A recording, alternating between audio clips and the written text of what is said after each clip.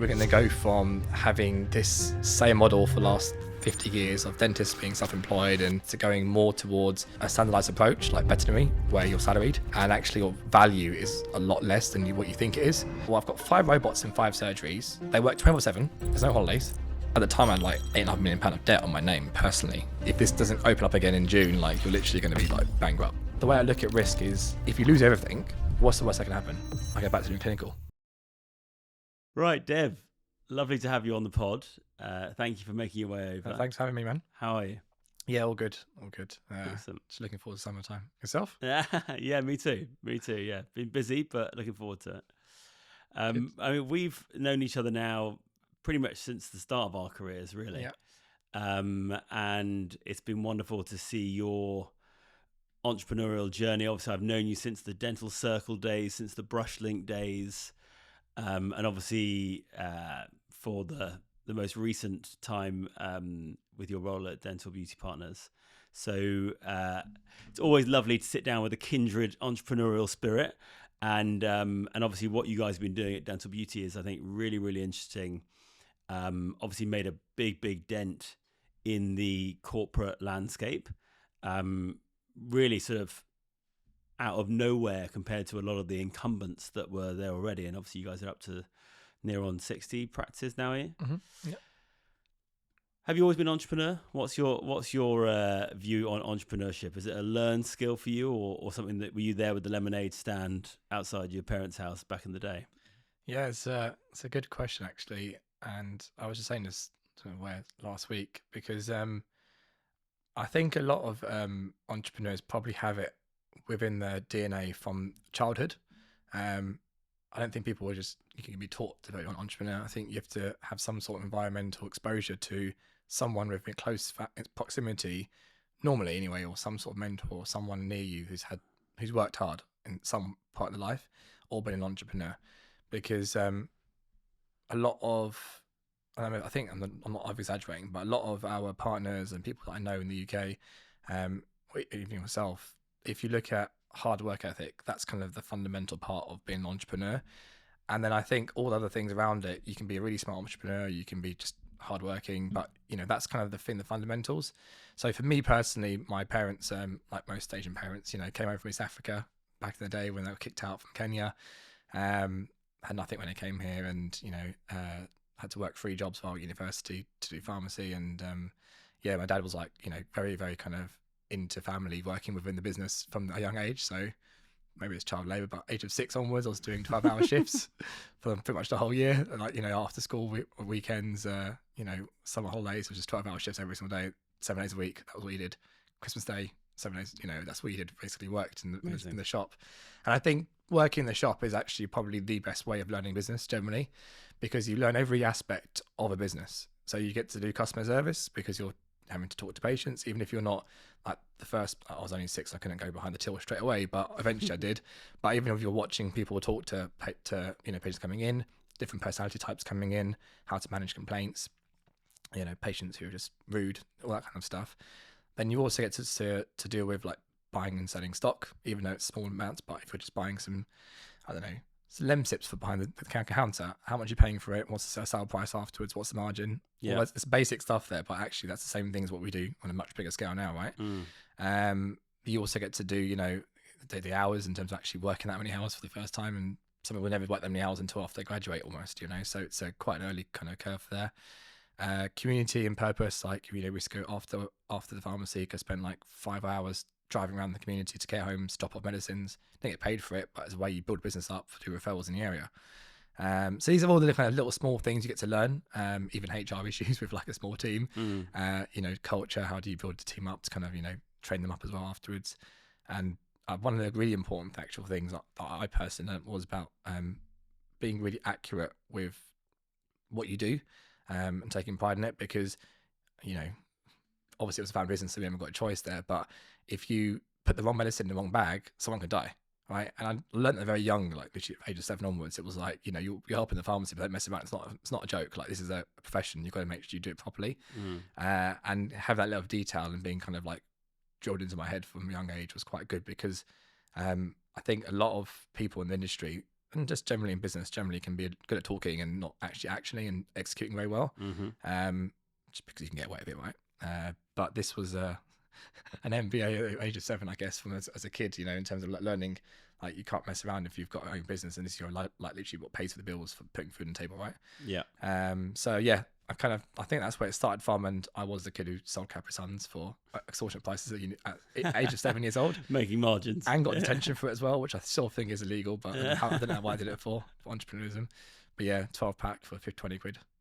Good. Don't worry, I saw the yacht of the owner of Capri Sun down in Saint-Tropez recently. Oh, okay. So I think he did all right, even with you like cutting into his margins. Yeah. It was actually Costco. To be fair, I bought from Costco, so it was always a third party. But yeah, there you go. Yeah. No, but yeah, I think I think you can definitely see signs from a young age, generally, of people who want to do better in life, and then I think there's a fine line between being an entrepreneur and maybe going to the wrong direction. You know, in terms of being a hustler or some other problem. You know, that you can get in terms of that mindset. But I think anyone educated who works hard and has got a bit of entrepreneurship can do pretty well in any industry. Absolutely. And so obviously, how long has it been now since you worked clinically? 10 years till at the end of this year, yeah. 2017 was my last tooth case. So yeah, I'm uncle. On your uncle, right. But it's still good. Yeah, still there. Dialed him and everything, it was all good. Do you miss it at all? Yeah, no, I do. I lie actually. I did my wife's bonding again last year. Just like a touch up after 10 years. But yeah, no, I miss it. I think it's a shame because you know, I would love to still do like 1 or 2 days clinical, but I've just kind of started the game now that I probably wouldn't be safe to do it again. Yeah. But yeah, look, I think I mean, you know, we're both doing a lot of BAC stuff back in the day, weren't we? Chris Orr course, year 1 and 2, and all the BAC kind of accreditation stuff I was trying to get into back then. But I think, yeah, it taught me what I needed to know. I actually saw Chris for the first time in like 10 years at the Minimalist conference last weekend, the weekend before, and I was like, you know, what he taught us was like the fundamentals of our whole group ethos. Taking the photographs, patient journey, you know, the materials, the kind of workflows that we use, the technology. It's all literally still based on what he taught us, like, you know, 12 years ago, whatever it was. So it's quite fundamental, that impact he's made in terms of our, you know, our whole group ethos. But I miss it, obviously. But then you can only my main thing was I can only ever help 500 people a year, 1,000 patients a year, right? If I did it 2 hands myself. But now we're helping over, you know, almost 1 million people a year, right? So it's quite a big impact versus what we can just do on your own as 2 hands. And I think I found that my place is probably better spent trying to do what I do now versus doing clinical dentistry and helping X many people a year, right? Yeah, makes sense. And so tell us a bit about how you moved into Dental Beauty Partners. It'd be interesting, I think, for people to understand your journey into that role. Yeah, so bought my first clinic in 2015, probably the same time as I think you took over your parents, wasn't it? Roughly a little before, yeah. Just before, yeah. 2015 bought it, and then yeah, we obviously took it from 2 to 5, 6 surgeries, kind of figured the blueprint out, and then at the same time was over in the US in 2017, 2018 for the Brushlink stuff. And I think at that point, Dental Circle was still kind of growing at the time, and we ended up having a lot of partners who are now partners now, but dentists, so in our age group, kind of approached me saying, look, I want to buy my first clinic. How'd you do it? Obviously, we won a few awards and stuff, and kind of proven that you can grow a business from 2 to 6 surgeries quite quickly. And then it was like a bit of a penny moment, because I was like, okay, well, you want to, you know, these were people who already worked in my first clinic as well. So it was like, I either lose these great dentists who are associates, and they buy their own clinic, and I can help them, and I want to help them anyway, just out of my goodwill, or we do it together as a partnership. And then it was like, okay, well, let's just do it as a partnership, because I think one of the things I learned in my first practice I worked as an associate was, how do you keep talent like motivated, right? Like after you get to a certain point, you train them up to get really good clinically, and then they go spread their wings, which is great. But then you kind of like, oh, I just wasted 3 years of my life training someone up to become a best dentist, and then just left and done their own thing afterwards. Yeah. So this was kind of like a step towards that. And at the same time, because the first one was already pretty much self-sufficient after 2 or 3 years, the systems were working. And then I went to the US, obviously, the Brushlink stuff, and I realized that every group in the US had to have a dentist with equity, because it was like part of the state law. I was wondering why no one did it in the UK. And then another thing was that Dentex as well, obviously, was roughly the same kind of time, 2017, 2018, maybe 2016, they kind of launched. They approached me about trying to bring partners on board. So Barry at the time, who's now left, but he approached me to get partners on board in 2016, 17 maybe, from Dental Circle to join Dentex. So with Rahul Doshi and everyone else. And I realized that's a great concept. It was like, get partners on board. Their model was actually the same as our model. It was 51-49 initially, and then they pivoted afterwards because they couldn't, get enough partners on board. So between all those different kind of things, I was like, okay, well, they're doing it, or starting to do it in the UK with Dentex. There was a thing in the US showing me that it's definitely a big model. That's the only thing that works over a period of time. I had partners already knocking my door saying they want to join us from Dental Circle and from our current practice. So I thought, let's just, give it a go. And I sold 40% of my first clinic to one of our associates in 2017. So that was kind of the first step towards a partnership. Mm-hmm. And then that worked really well. It wasn't in the UK. It was still growing by 20% a year, and I wasn't even clinically in the UK or doing anything. So yeah, it made sense to reinvest that capital into doing a partnership rather than just, doing one clinic or do one clinic and putting all your eggs in one basket with, a startup or whatever else I was doing at the time. So just so people understand, why is that model of 51-49 so different to the way that it was being done by the big corporates before you? So all the corporates up until now, and even to be fair now, have pretty much the same model where there's one major ownership by one entity. So if you look at pretty much all the big groups, they're all owned by a single entity. If you look at a clinic level equity partnership, there are two groups out there that I know of. There's obviously many mini groups, but the two kind of PE-backed groups. One was Dentex, which has now been privately owned, and obviously Portman bought them, and I think most of the partners have got their money out or their shares kind of like very, very small equity left. And then you've got De Novo Partners, which is a new kind of partnership model coming in the market. But once again, they're doing a very similar model to Dentex, which is an older dentist rolls over 20-30% equity into the top company. Yeah, it's not a local local equity model, which is a very different partnership because it's only like part of a group, which is a part of a partnership, but you're not actually part of a local partnership, which is debatable in terms of how you classify that as a true partnership. But and so I guess, and the concern with having shares in the main topco is obviously normally you've got non-preferential. My understanding, I might be wrong here, but I would assume non-preferential shares, i.e., a share class that's not as good as the people that were in there first. Whether or not they'll be able to, when things are sold, will they actually still be getting what they've been told they're going to get? These are all conversations I've heard that may be a bit of a concern. So there's a big group called Kureos, which was the kind of case study for not to do that model in Europe. And basically they were the same model, 20-30% equity was rolled over into top company. So if you sold your practice to me, you would have 70% of the money up front. Another 30% goes up into a top company, which you're all part of the same top company. As a Class C shares, which basically means that you don't have any voting rights, no dividends, you don't really have any power. It's just you're along for the ride. Like basically you're on the ride, and and whatever happens to the group. Now that was bought by EQT, which is a big PE in Europe, and it went from which by the way the numbers potentially weren't accurate, but whatever. PwC got sued in the end for it, but it went 50 million EBITDA to 25 million EBITDA after the exit. And all those partners with the 30% equity got most of the money out at like a 17 times multiple. Okay, which is great. Happy days for those guys, and it all worked really well. It was during the kind of the peak years in 2019 when everyone was doing really well. But the logical fact was that everyone got the money out at high multiple in one go at one event. Yeah, which basically meant, you're 60 years old, you've got your money out now. Why are you going to keep pushing harder, right? Yeah, and they all just completely crashed into half, which is a big problem if you're paying 17 times. It's like 35 times. So basically. EQT got screwed on the deal, basically. Yes. And then they sold it to Coliseum in the end for like pretty much nothing. But the point is that that's kind of why that's why you shouldn't really do it in top company. And a lot of the US ones have all kind of learned that and done it separately. So now they do it in top company. They're vintages. So they have like a 5-year vintage where you'd have equity in top company, but that vintage will eventually get money out at a different point in time. So never at one point in time does everyone have money in a top company.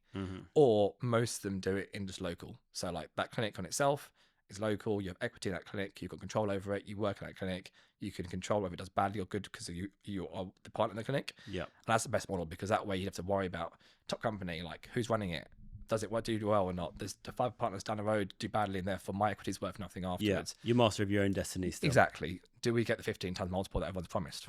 It's just all this stuff which is not really, and that could take 10 years to get them right, depending on whenever the group exits. So that's why it's better to have it local, and it's also more feasible because if you do have a model like that, you basically want to have a model where a partner can sell in, another one buys in at a similar price of market. Mm-hmm. If you have it at 15, who's going to buy that? Because they can't afford it, Yeah. right? So it becomes very difficult to transfer that equity over and become a proper partnership, which means that for long term, you always have a partner there with equity in the business.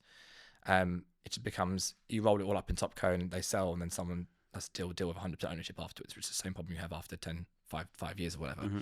So I think L1 is a true partnership from that point of view, and that's why it's different. And also it gives that dentist autonomy of actually, that is their clinic. They can put their stamp of culture on that clinic. They can get their own returns based on their own performance. There's a whole host of benefits for there. But yeah, we were the first ones to relaunch that in the UK on scale. And still are probably the only one out there to do that. But it's not easy, because you have to have less equity, so you have less skin in the game, so less of the pie. That makes sense from a private equity point of view, or from an ownership point of view, from the top down.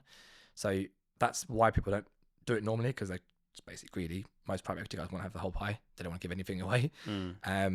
Although that's been proven many times now in the vet industry and Optom, where if you do have a partnership model, you get much better returns, better like-for-like growth, better EBITDA margins, everything. So it's proven. I think a lot of people are now trying to adopt it in the UK. I think Portman have put it in recently in a few other groups. But the most important part of dentistry is session planning, because it's really hard to have, it's common sense. Like if you sold a clinic and you were doing 20% of revenue and you're a big generator for referrals, if you left, there's going to be a big hit to the practice. Mm-hmm. And how do you session plan that? And if you pay a lot of money for it, like 8 times multiple, and you just get all the money up front, or over the next 2 or 3 years, after you earn out and you leave, you go set up your practice up down the road, or you just basically have to somehow session plan that person. And in dentistry, a lot of it's linked to dentists, goodwill, expertise, operational excellence, all that kind of stuff.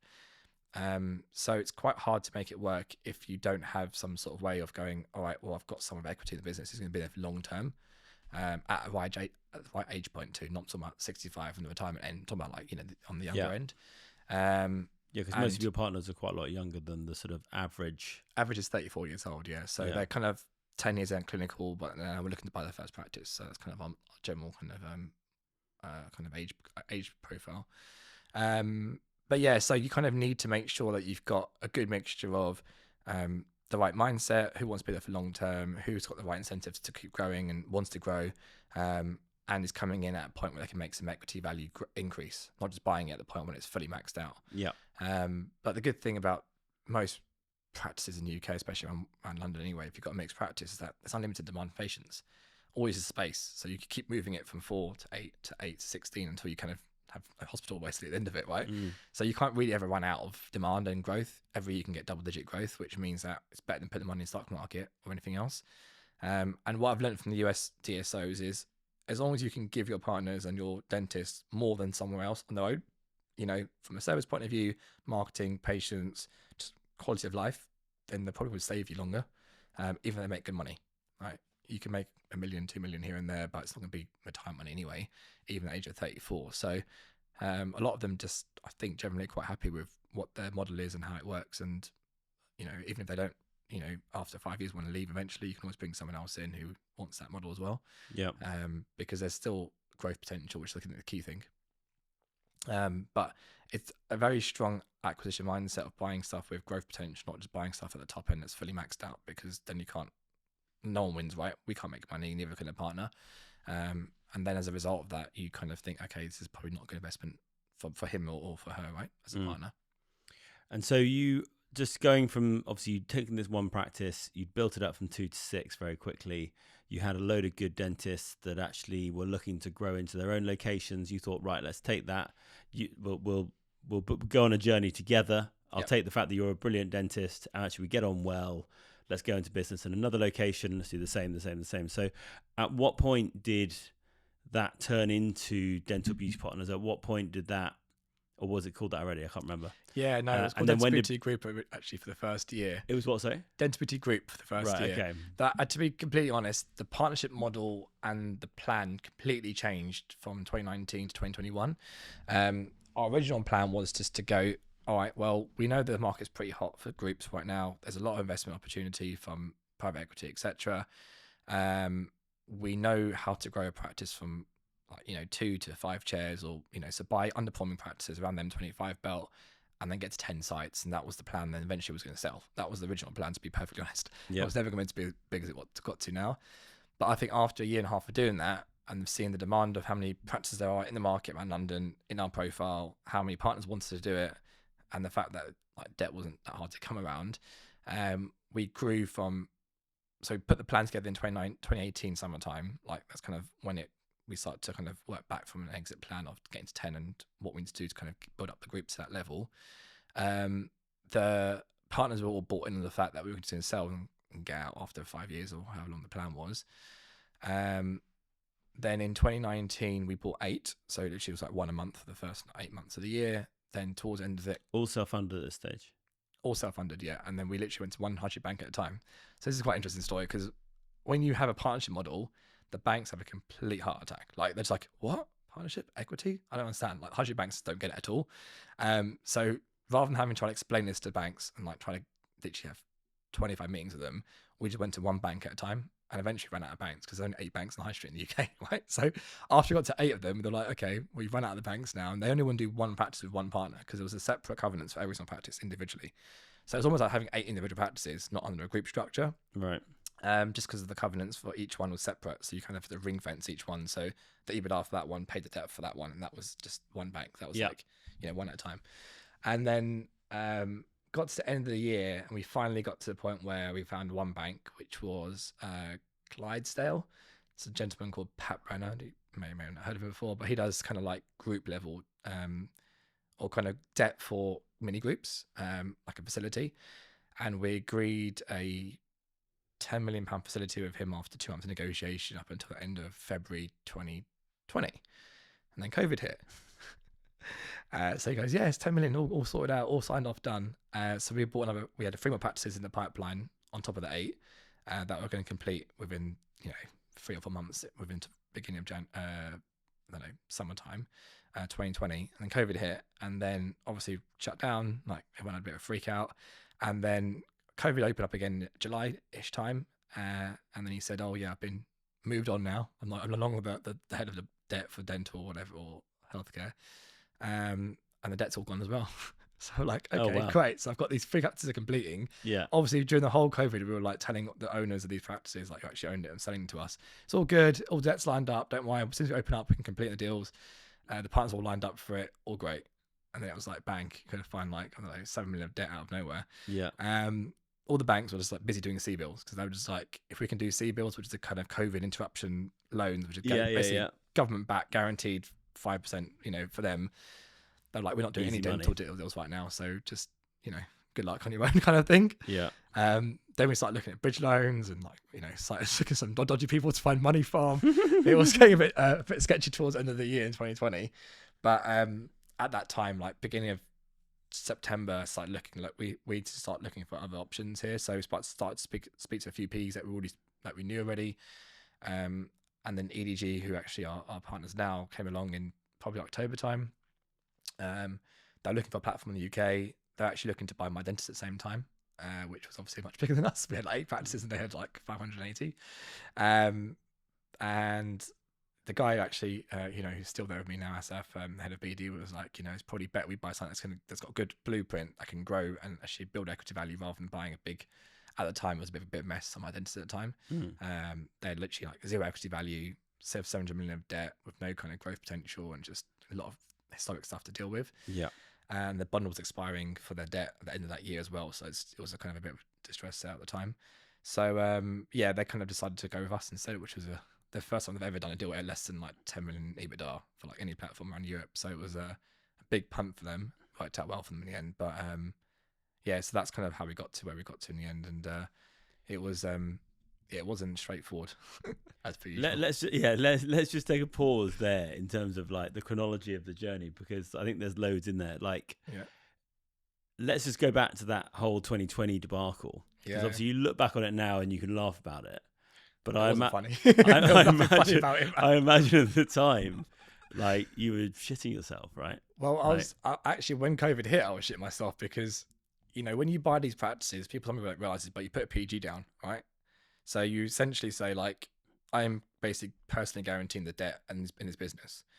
And when they said you're closed and we only had 20% revenue coming from NHS, which was just about keeping the lights on, the rent, you're literally saying, well, at the time I had like £8.5 million of debt on my name personally, including that was without the partners' debt on their name and my other kind of partners within the business. So it was like, I had no money, right? Like I'm self-made, so like it was like you It's got all £8 million tied of up in debt, the thing, yeah. and if this doesn't open up again in June, like you're literally going to be like bankrupt. So it wasn't like a funny time. Yeah. We're working really hard to kind of make sure that all the dentists were happy, and they got paid their bit, and we got extra money coming in, and just to kind of pay the loans off. And luckily the loans were all delayed. But even if you delay the loans, doesn't mean that the money's going to come back in. It's not going to be free money afterwards, right? Yeah. Now, luckily, touch wood, government opened up again, and things were flying off that from in terms of dentistry in the UK. I'm sure everyone was in the same boat, who was at the time, because you had money coming out of the NHS coming in, which is great for kind of keeping the bills paid. You had people going crazy over bonding and whitening and Invisalign and stuff like that, which is great. So all worked out well in the end, but it was a stressful few months for sure. I don't think I was ever in the point where I was like, this is disastrous and it's going to go to shit. But what I did decide at that time, because we had a lot of time at home with the family and stuff and going for walks all the time, was rather than having 3 different hats, which was dental circle, brushling, and this, I just had to choose one of them. And obviously at the time we were doing like a Series A with brushling, and I was like, do I want to go there full time in America and move there fully with the family? What do they do with practices? How are we going to keep dental circle going and stuff like that? And it just worked out that brushling got sold that year and then 2020, and at the same time kind of focused on the group and kept growing that one. Had a decision with with this kind of a liquidity event of some sort with the private equity in end of that year or beginning of 2021. So it all worked out well in the end, but I think it was a good time to reflect on the risk, because if that wasn't there, that whole COVID situation, I think we would have kept going, and it wouldn't have been a bad thing. We were doing well in terms of numbers, but it was getting to the point where you actually think, oh shit, I've got £8 million of debt here in my name. This could all go to zero. And if you grow fast, that's when it becomes riskier. If you do it slowly, it's fine. You can do 1 or 2 a year every year for 10 years. It's not a problem. It's easy. But you're trying to buy 12 in 1 year, and if one of them doesn't integrate well, or they don't perform well, or you have a high, we didn't buy any high risk practices, but say the contract was delivered for a reason, it could have been a bit of a sticky situation. Yeah. So yeah, luckily it worked out well, but there were definitely some stressful times in that 2020 year, which a lot of people don't see, right? They just see all the fun stuff on the Yeah, of course. I mean, are you quite comfortable with risk? Would you say you're a bit of a risk taker, or? Yeah, look, I mean, the way that I look at it is going back to my parents again, right? They came over here with nothing, and they built up, X amount to put us through private school and have a home in the UK from zero.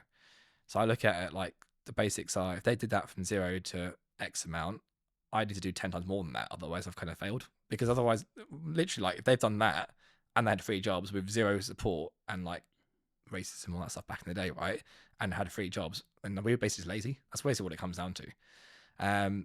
So yeah, on that basis, what I mean by that is that you've got to work hard, but also if you work hard, the risks you take are not that risky, because you would always basically push yourself to make it work, if that makes sense. As long as you're buying like a solid contract that's going to deliver, right? You're not buying a startup with like no profit and like high revenue, right? These are kind of like cash generating businesses that generally can make money. So as long as you're not operationally being lazy and you can deliver that, then it's fine.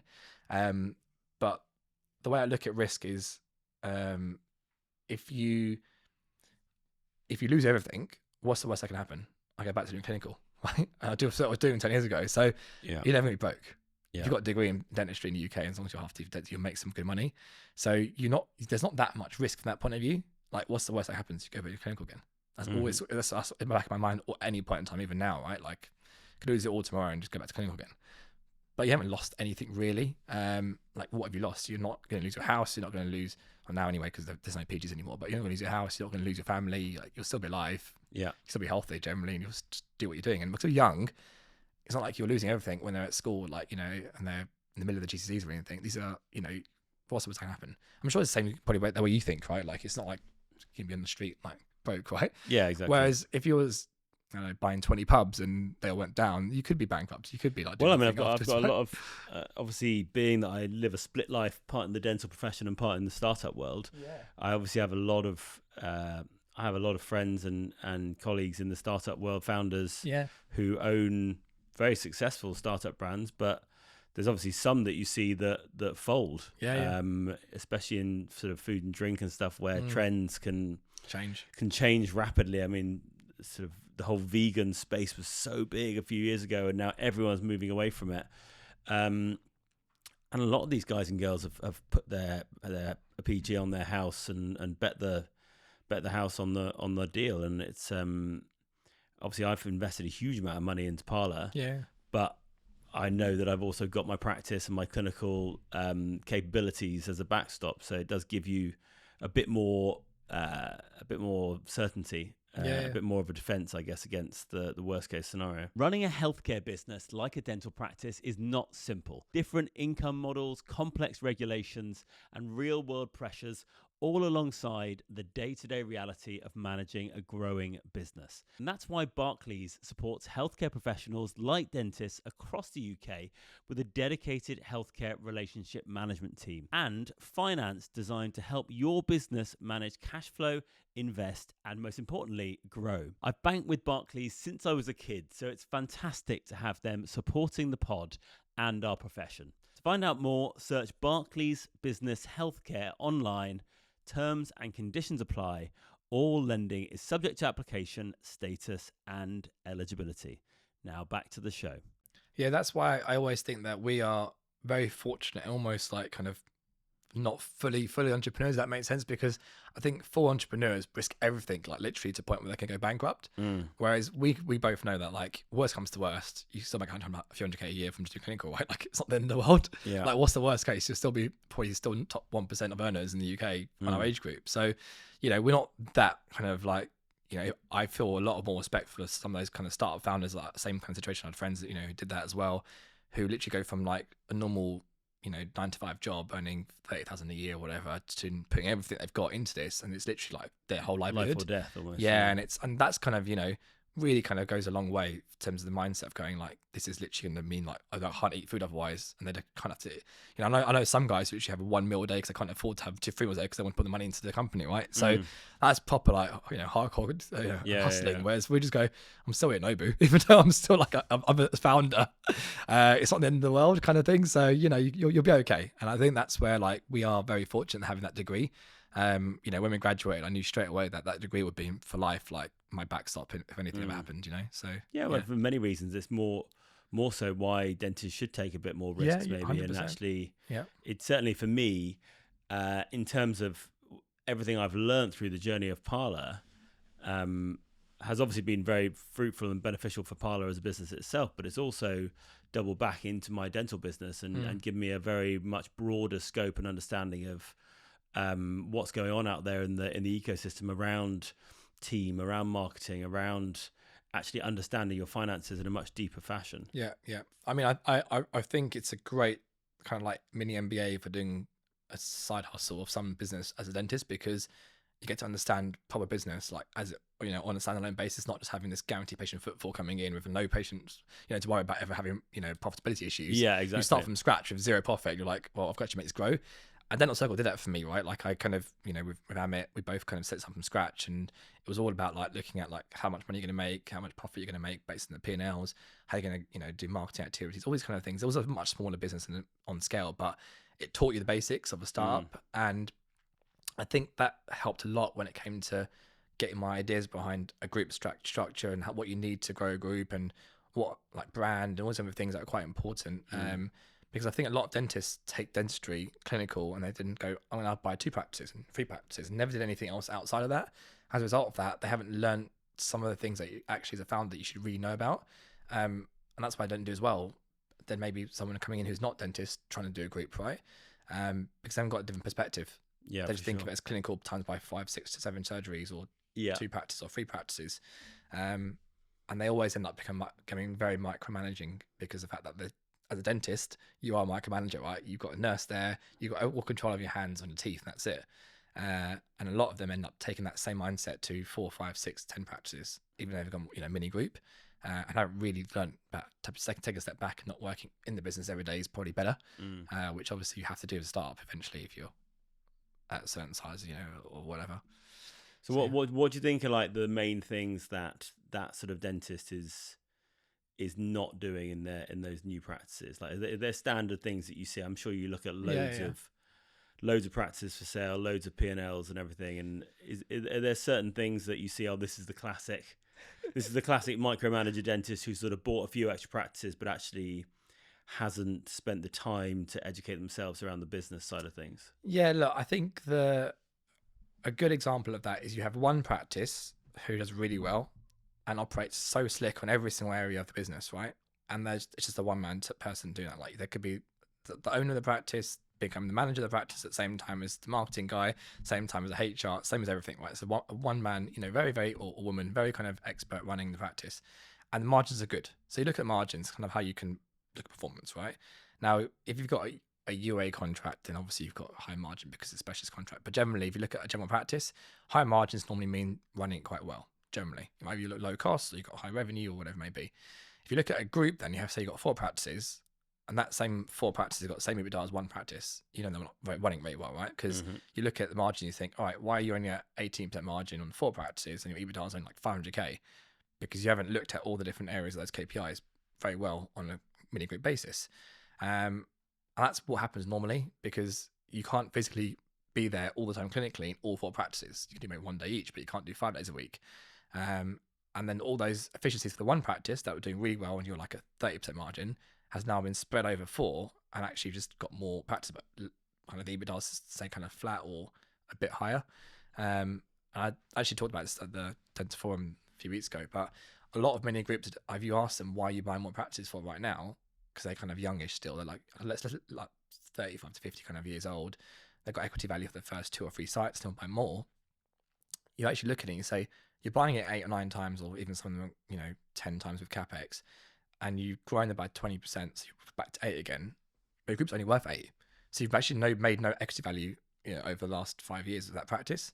And you ask them why you're doing it for, and they go, because I'm bored and I've got equity value to use up to buy more practices. I've got debt from the banks, and it's just because of ego. It's all it is. It's just pure ego. It's How many practices have you got? That's the flex. And it's just like, okay, I don't really care how many practices you've got. Like, you can look at the biggest groups in the country, and they've got EBITDA is tiny now because they've got loads of practices, but no profit because they can't make any money because they just got a lot of layers of people. Yeah. And actually, it's way more important to look at EBITDA in terms of your performance.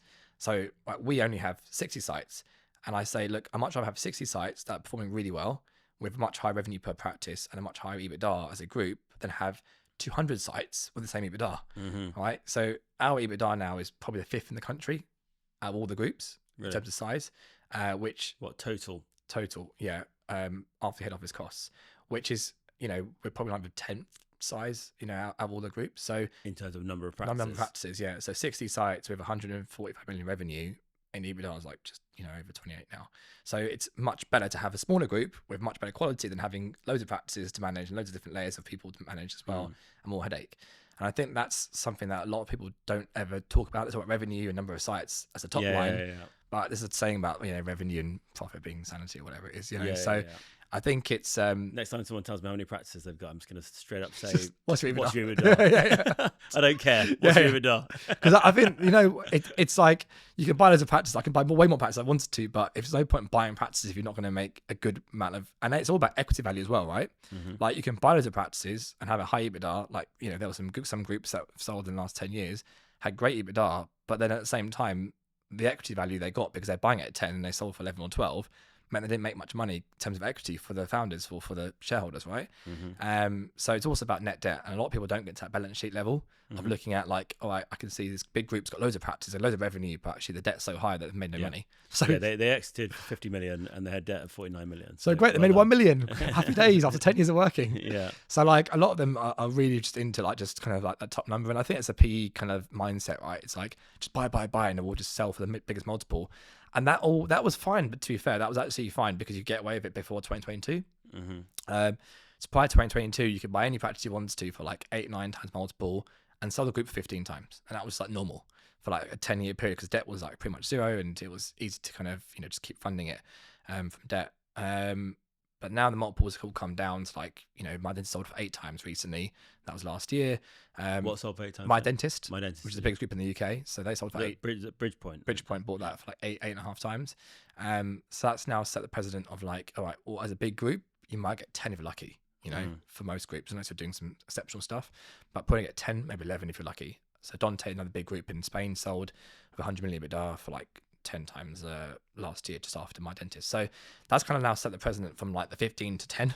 That's a big difference, right? So if you bought those practices back in the day at 10, you lost those dentists to the partners or the lead dentists, because they've all finished earnouts now. Yeah. So actually it's gone backwards to maybe 12. You're earning yourself at 10, you basically made no money. So you wiped out a lot of equity value. And globally, that's been a big problem. So there's about 14 platforms in the US that can't sell right now with over 100 million EBITDA. Yeah, I saw some crazy, but like, was it like Aspen or Heartland or someone like that was like in trouble with debt and stuff? They're all in trouble with debt, to be honest with you. Most of them, I mean, there's about 4 or 5 big ones in the US that have wiped out the equity value. So what that means is that they've say they were, so Affordable Dental Care, for example, sold for 17 times back in 2021, one of the biggest multiples in the US.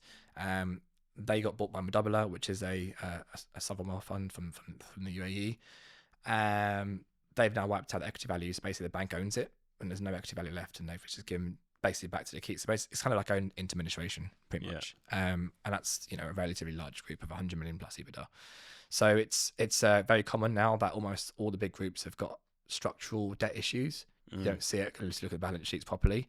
But if you look at their debt and their EBITDA and you go, all right, you're 100 million EBITDA, but your debt's at like 900 million, that's too high of a multiple to have for leverage. You can only have 5 times normally to be okay in our industry.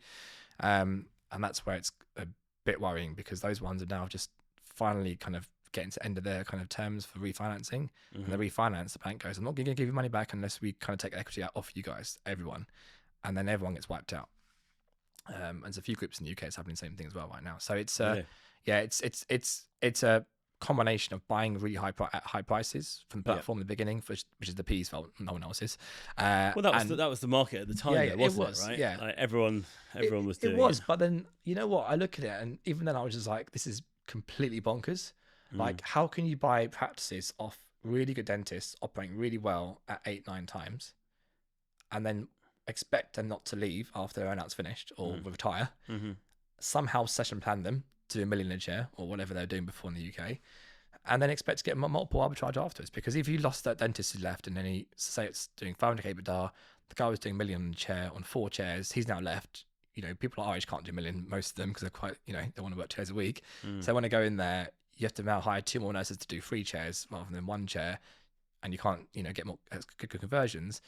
Then you basically bought it for 9, and you've added another 2 or 3 times because of the loss of the guy leaving. So you're now at 12.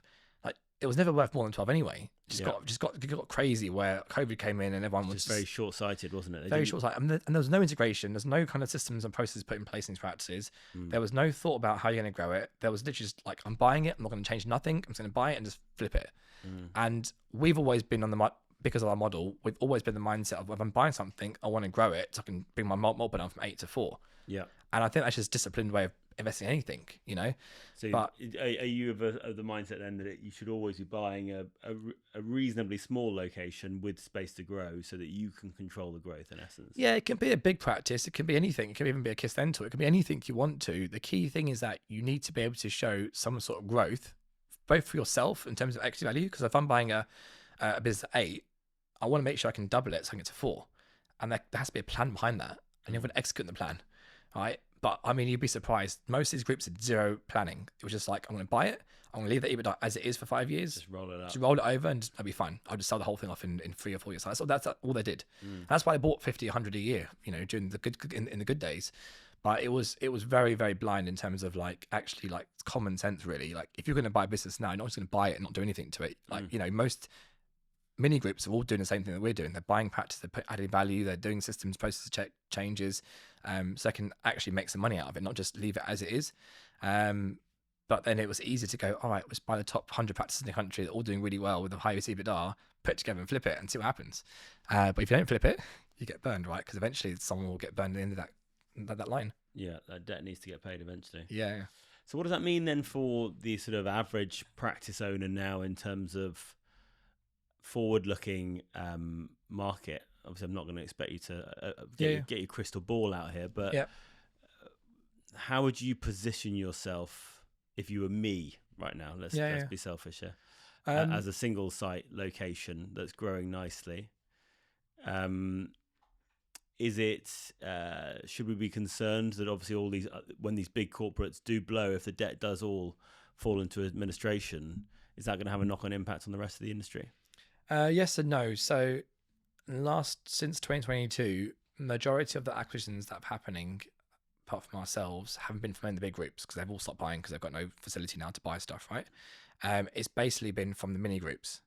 And that's still a big portion. So if you look at the UK market, 40% is owned, just under 40% is owned by kind of groups.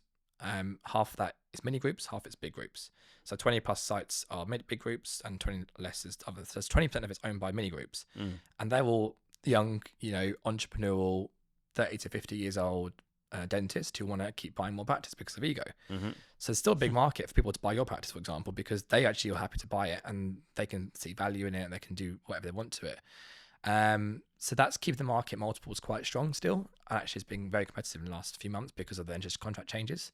Right. So with the unscheduled care being put in recently, dentists who are buying now are saying, mini groups mainly are saying, well, take a punt on this because with that change, I'll do my contract a month or 2 months earlier because I'm getting more, revenue from the NHS for the same 1.2, the year before.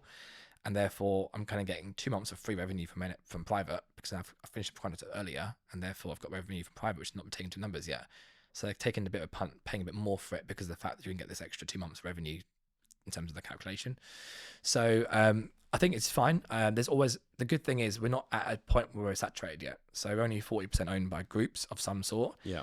When it hits 70%, that's when it starts becoming a bit more frothy and you think, okay, there's not many buyers out there. There's 2 or 3 big players like pharmacy did or Optom or veterinary. Yeah. And that's when you got to be a bit worried about who can buy me and there's demand out there. If you've got hundreds of mini groups out there, you've got options, right? So I wouldn't worry too much about, the big groups failing. That would just basically mean that there's less chance of, or less positive sentiment from the big PEs coming in to invest in the UK. Yeah. Which has already happened already. I mean, it's not been, there wasn't like a huge demand for my dentist or a lot of the big groups that are in the market. Like no one can sell right now if they wanted to sell. Yeah. If they're not performing well, obviously. So I think the only problem with the big ones failing is it means that new entrants into from the PE world will say, all right, do I want to get in the market when everyone's pretty much not done very well from a PE point of view, in terms of them putting money in and come back out again with a return, right? So they get burned, but PEs are quite lucky because they have 10 investments in one fund. One does badly, the other 9 does well. Net, they get 2x return on they're happy, right? The investors and LPs don't care. So it's not disastrous, don't get me wrong, but it does put a huge red flag for any new PEs coming in, which is more a problem for the mini groups than sell. Because when they get to 10, 20 sites, who can they sell to, right? The trade, like the big groups don't want to buy them because they know they can't operate on 20 sites and run it really well because it's been run super efficiently by one founder. Or they haven't got equity to buy it in the first place because they've got no money to M&A facility. Yeah. Then who do you sell to? And I think that's the bigger problem. Those mini groups are now trying to work out when they do want to come into retirement age, I can't sell because there's no one to sell to. But then it's like, well, actually, I've milked it for 20 years. I've got good, they're privately owned. They've paid the debt off now because they're kind of generating cash every year.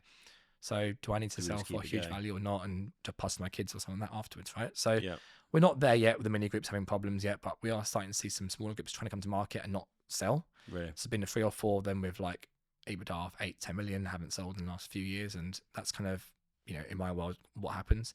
So you've got to keep an eye on that one. But is that because they're asking for the multiples that are a bit high? I mean, one of them couldn't sell for 8 times even last year. 8 times on an 8 to 10, and it was 8 million EBITDA business, so it wasn't small. Yeah, so it's, but once again, if these NHS groups like my dentist and all the big ones can't sell for more than 8 or 9, why are they going to pay 8 times for another group? Right, got to come in lower. So the issue that's I'm going to try and point out here is that if you're a mini group and you're buying practices for 8-9 times, unless you're going to double that and get to 4, you're not making any money from that practice. You're just adding it into a group to make it look good. But when you come to sell and someone says, I'm going to give you 8 for the whole thing, you haven't built it up, you haven't grown it, then you haven't made no money from it. The debt's the same amount as what you net for net. So it's a bit worrying, but there's enough of the groups out there that are pretty smart and they kind of do grow practices quite a lot. So they can get 20-30% growth in at least by just doing some of their systems. And typically they are buying pretty poorly run practices. So unless you're not that smart, you can easily turn it into the practice that's not doing very well into 30-40% growth. So you went from 8 down to 6, you're not doing too badly, right? So yeah, I think that's fine. But as an individual practice, I would definitely say, wait for the right time. Don't rush into it unless you have to sell. because, you know, there's not like there's a huge market right now for buying really one-on-one practices. That's the big well-run individual sites are better for the big groups to buy it. And the big group's not buying right now. This competition's not there really, so you're not going to get as much value as you would do in maybe a few years' time when the rates come down a bit more. And hopefully some of the groups have kind of figured out what they're doing. I mean, once again, if they go back to the bank, another group will buy it or someone else will buy it, and then they have to turn it around and grow again. So you saw my dentist, for example, went from that zero equity value back in 2020, then they turned it around kind of with some good management stuff, more just kind of consolidating sites into bigger ones, doing some like-for-like growth, getting rid of some head office costs, and now they're doing well again. So now they're looking to buy. Bridgepoint's back in there and they're buying practice every year now. So, you know, there's that kind of cycle basically of when the cycles are right for which groups. So you kind of want to wait for your cycle in terms of there being 3 or 4 options out there to get competition in the market before you want to sell if it's a big site like your one, for example, right? So it's like anything in life. You don't want to sell when there's only one person to buy. Right? No. You want to have a bit of competition. Never going to get the best price. Yeah, exactly. Timing is key. Like a lot of the guys who sold to, you know, in 21, 22, just before the kind of 22 kind of crash and the rates did really well. They did really well. And their practice was never worth 9-10 times ever in a 30-point practice, but they got out that time. You know, I'm sure you know a lot of BSD guys got out that time and like just laughing. They go, whoa, I went double the value in 4 years, didn't do anything different, and now I've just got out and I've got 10 years of value for me without doing anything different. So happy days for those guys, right? Yeah, timing is key. That's it. Yeah, but you can't time the market, as Warren Buffett says, right? It's never try to time the market. Just do it at the right time. No, when it's no. Not, well, I think the key message really is, I love the book Build to Sell from David something or other, and it's about building the systems internally so that actually when the market timing is right, you could sell, but you don't have to sell because actually you're making good cash flow out of the business anyway. And then actually in many occasions you don't want to sell because you actually got a good asset that's producing cash for you. So I think it's a win-win if you focus on that. The moment you get into the situation where you're trying to sell it because you're like in, as my business coach calls it, complete red space. You can't see the wood for the trees. You're making bad decisions. Just like, just get me out of here. I'm just going to sell it. Well, surprise, surprise. No one wants that asset because they can see as soon as they look at the figures, they can see it. They can smell blood and they give you a low price as well. That's it. I mean, it's. I think that's what I think is the biggest concern to me though, where these mini groups are leveraging themselves up to their eyeballs because of the fact that the banks. So all the banks now. So if I rewind back to 2019, as I said before, or 2020. There was only 1 or 2 banks, Santander and Clydesdale, that were doing group kind of lending. So they'll say, you've got 4 practices, your EBITDA is 1 million, 2 million, I'll give you a facility to go buy practices. Right? There's only 1 or 2 options back then, and there was obviously one after COVID, Santander. Now they're all doing it because all the high street banks, HSBC, Barclays, Lloyds, all saying, this is a great market. Like it's very resilient. They're never going to go bankrupt. They've got 4 practices that are doing really well. As well. Yeah, they've got 4 practices for like 10 years. Equity value is great, no debt. They should give them unlimited funding. So they get literally 100% LTVs now to buy new sites. They're buying. But if you get too crazy and you buy too many quickly and you haven't got the cash to pay back that debt, it can get quite bad quite quickly. So I'm a bit worried because there are some groups that are trying to buy too many too quickly without kind of any proper plan or like idea what they're doing. And that could eventually blow up in kind of the mini group space in the next few years as well. So yeah, I think it'll be fine. Look, in the end of the day, once again, dentists can make money clinically, right? So if you start getting to the point where your group can't pay the debt, you go back clinical again, you start using your money to pay back. It's not good for anyone, but it's a way to keep it afloat. Yeah, indeed. So yeah. Where I mean, obviously, you've used a lot of terms in the conversation there, even from PE. Many people may sort of not really know what that means. You've got all these private equities behind the scenes. They're doing all these roll-ups. You've got the banks. You've got facilities. There's so much that you've, I think, used language very casually now because obviously it's your ecosystem. Is that something that you've just built up over your experience of your businesses over the last 10 years, or? Yeah, I mean, I think obviously we're not taught any of this stuff at university, right? Like zero. So I think there's a couple of things. First of all, I always try to learn from who's doing well in the market and spend time with them. So spend a lot of time with the US TSOs, even some of the ones in the UK, and just kind of understand how they structure their groups, what works well, what doesn't work well, like what is the person who's going to eventually buy us a private equity or an IPO look like, and how's that work in terms of the real world? Like, what's the steps involved there?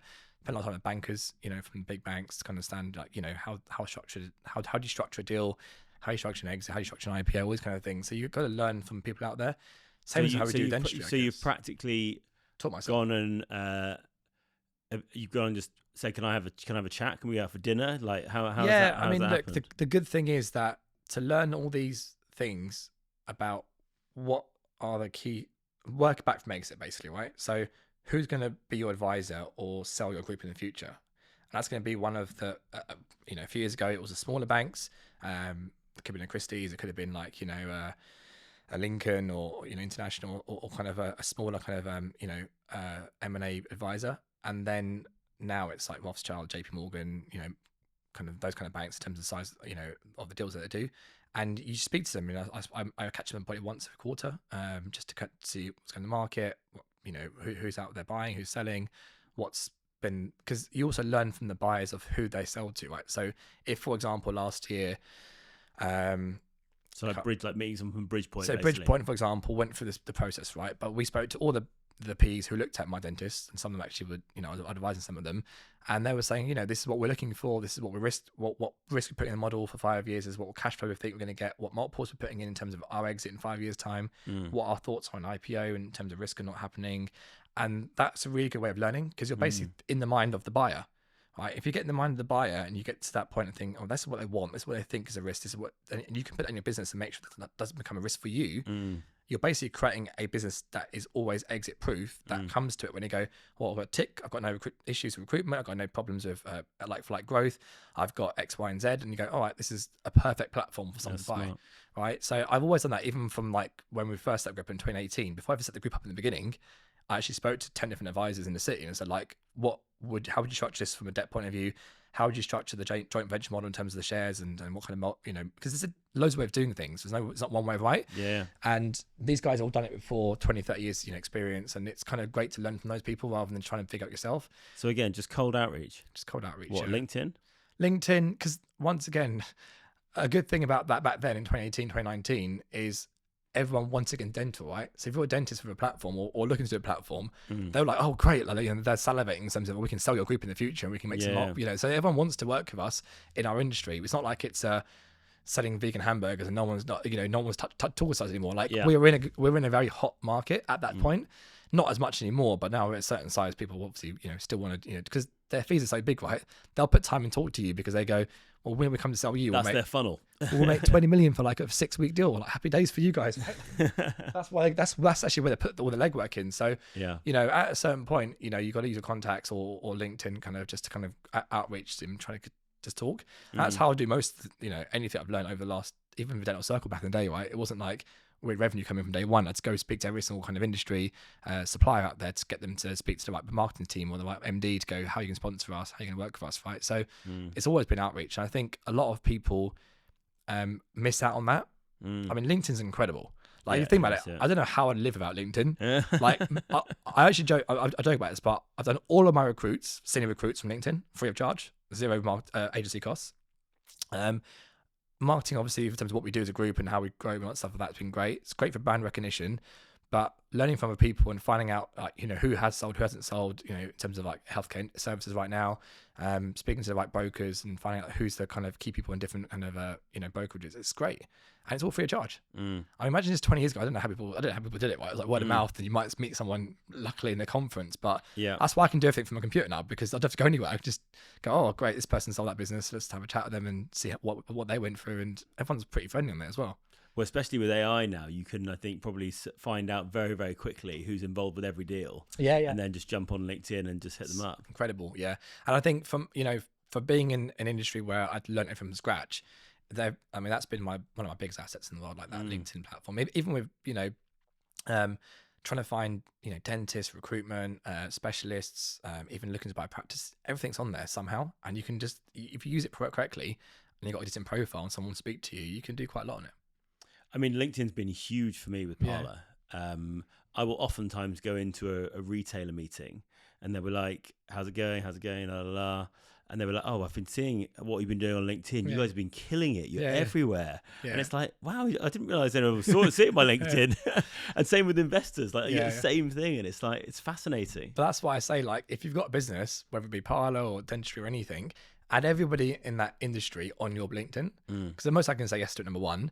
And then if you do post something on there, they will see it. Like it'll come up on their feed, and that is free marketing. Yeah. And even recruitment for, like, you know, talent, it's amazing. It's so good, and it's free of charge. I mean, like, you know, I don't know how people did it 20 years ago. Like, you must spend a fortune in marketing just to get your name out there, and now it's just so easy. Just a message. This will probably go out not for a couple of weeks, so I can say this. So we're launching into Holland and Barrett. Oh wow. End of the month. Nationally, on the ground in bricks and mortar, and then online as well. And that whole deal came through LinkedIn. Great. Yeah. Like, the buyer reached out to me on LinkedIn, and that's how we landed that listing. Great. And it's like, geez, it's like, that's mental. Yeah. Just from a few LinkedIn posts, you know what I mean? It's but I think you've got to be out there, and I think the key message of all this is that if you don't get yourself out there, have a profile, because a lot of people on Instagram, in our industry anyway, right? I'm not on Instagram, I'm not anything apart from LinkedIn, right? About that. And the reason why is because in my world now, I have no one I wouldn't speak to is on Instagram. Like, they're for patients and for dentists, clinical stuff. There's not none of the P guys on there, or they probably are, but on a personal, but not on a company basis. Yeah. None of the people I want to recruit or like kind of, you know, work in our head office of that is on there. None of the buyers who might want to buy us, invest us in the future can be on there. None of the brokers who work in the industry are on there. So, like, it's actually, like, for me personally, it's pointless.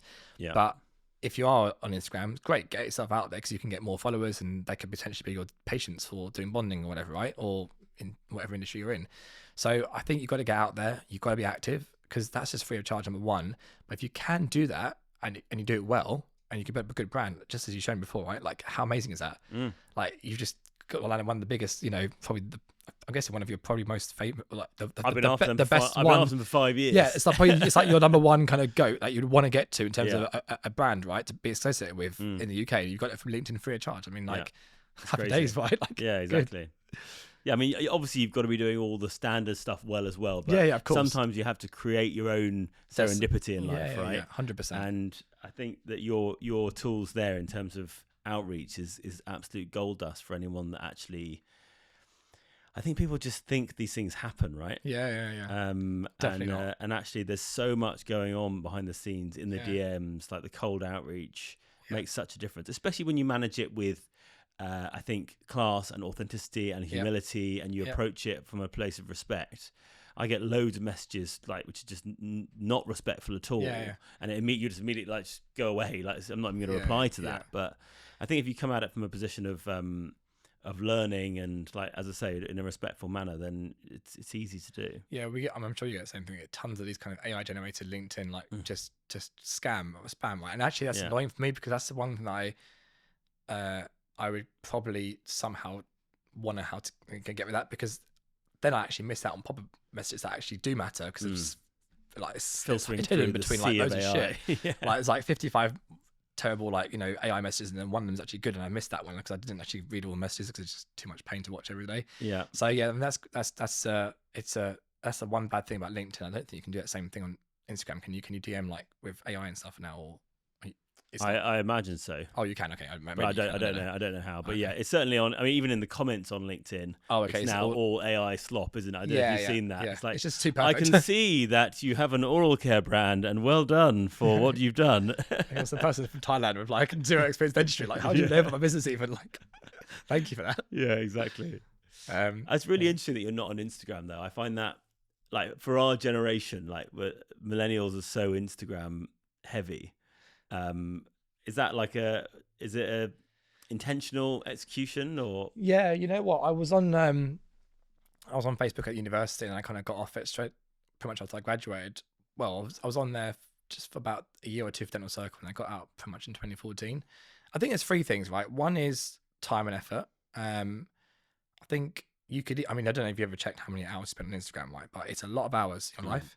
I think my wife, don't tell her this, but I'll tell her now, right? But she might do like 9 hours a week minimum. Sorry, a few hours a day, which is probably going to be like, 25 hours a week, right? That's like a day a week for 10 years. like imagine what you can do if you took that day a week and did something else at that time, Mm. and like extrapolate that for business or for hobbies or kids or anything, right? It's just a waste of time. And all you're doing basically just like, and it's addictive. If I was on it, I would be addicted to it as well. Mm. So it's kind of like saying, all right, well, I know it's addictive. I know it's a time waste. I don't get any benefit out of it any way possible. Like, what actually do you get out of it in Instagram? Like, there's nothing actually you can get out of it, right? Maybe fashion trends if you're looking to fashion, or like patients for like, if you're doing dentistry clinically. Yeah, I mean, for me, obviously, it's been instrumental to the success of my practice and personal brand. But if you're not utilizing it for that way, then I fully agree. Yeah, exactly, right. So for me personally, sorry to be clear, for me personally, I get zero benefit out of using that platform, and therefore, is it worth me spending time on that, or is it more better for me just to be not on it completely at all and just stick to LinkedIn, which is what I actually need to make sure I can keep doing the brand stuff I need to for the group, or for networking or for recruitment, etc. So I think it comes down to what you need it for, and do you actually need it, or just because you just want to use it for time wasting? And then that time cumulative is a massive amount of time, right? And if you're not addicted to something, like I try not to watch too much TV. I try to avoid doing anything that's addictive, like playing games on that. I don't play games anyway, but if I play games, on Xbox or something like that, like people still do that on OH, which is crazy, right? Yeah. You just think, all right, all these things that are just indoors on a screen, which is not great for your mental health and just image in life generally anyway.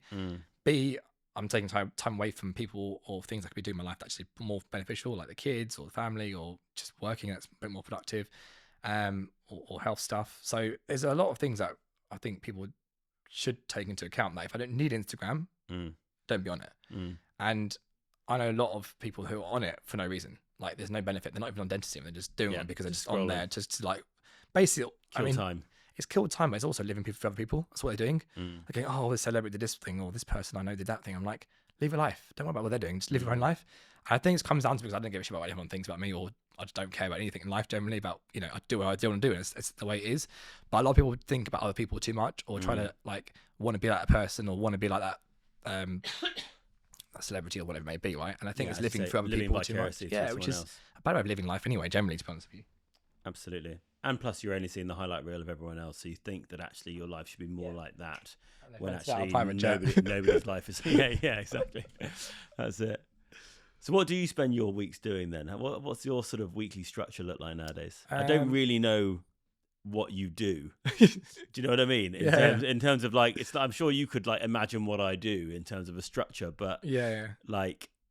You say you're on are you mainly on the computer? Are you mainly remote? You've obviously got offices and stuff, but I mean, I think it's changed a lot in the last 5 years, right? It was founder on my own, kind of running around doing lots of things, like because you're growing a business, like, going to practices, go buy the practice myself, because you got to think about the team around you. And I always say it's really hard when you have 1 or 2 or 3 or 4 practices, right? Because the caliber of people around you helping you might be a practice manager, might be a head nurse, but you haven't got a head office team, number one, right?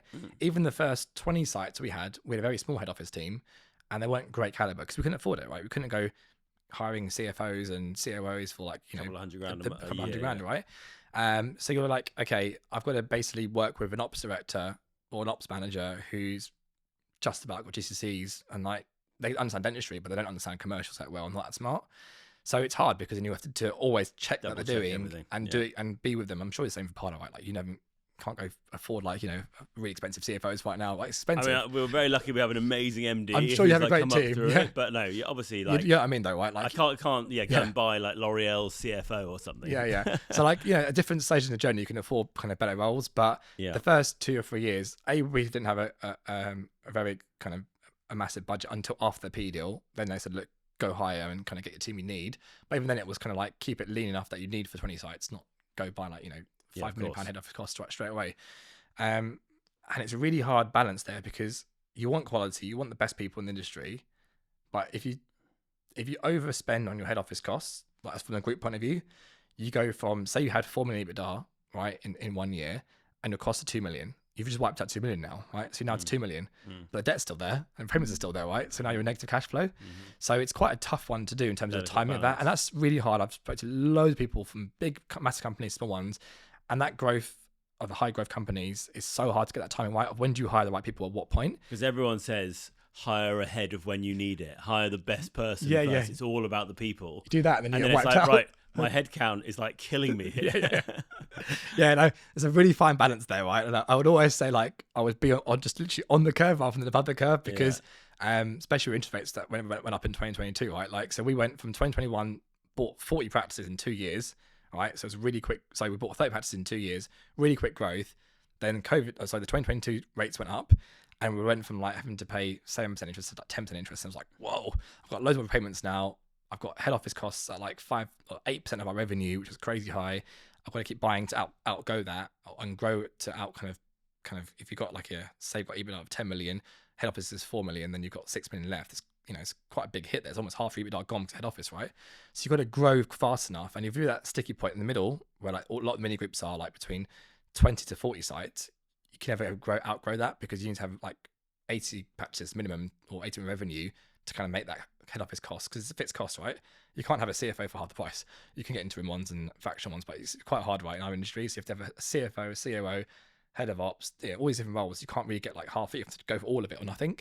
That's a fixed cost after a certain point, because it doesn't have to go. You can add a small people that are quite cheap at the bottom, but not having to have a huge cost every time you add 10 more sites.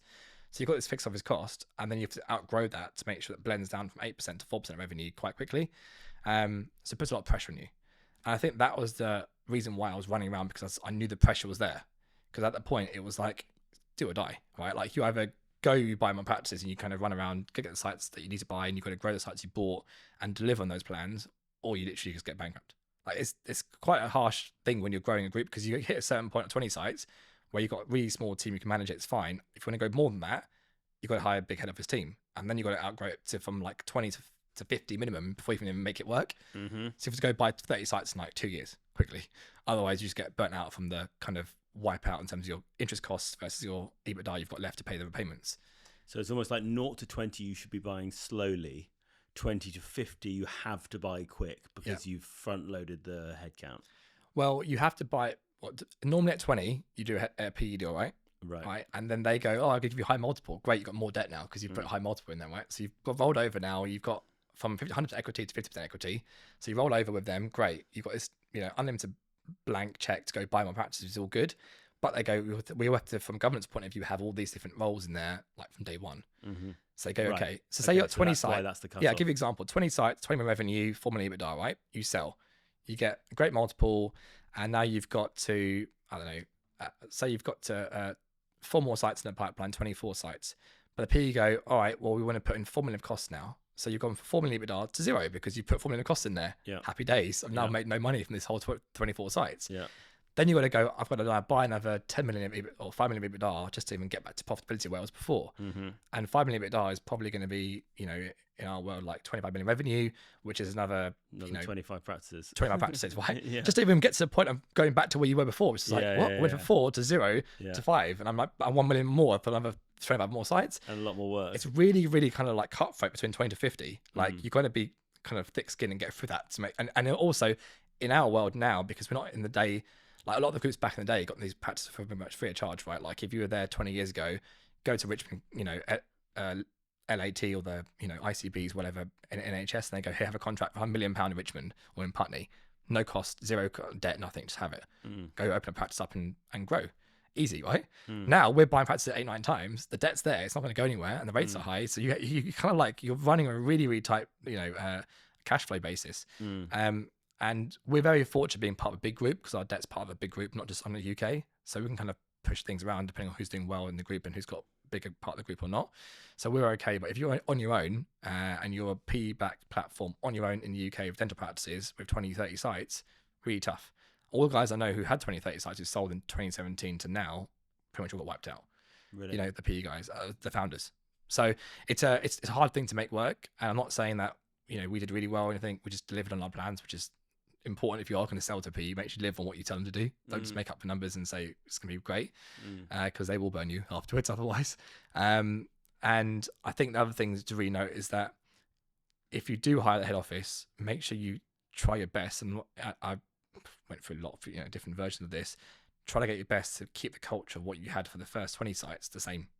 Because if you do that culture, you start hiring people who do 30% efficiency versus your 100% efficiency, and your costs go up for literally minimal work, and they're being lazy and they don't talk to the practice well or do their plans, and you basically pay a lot of money for you still working as hard as you were before.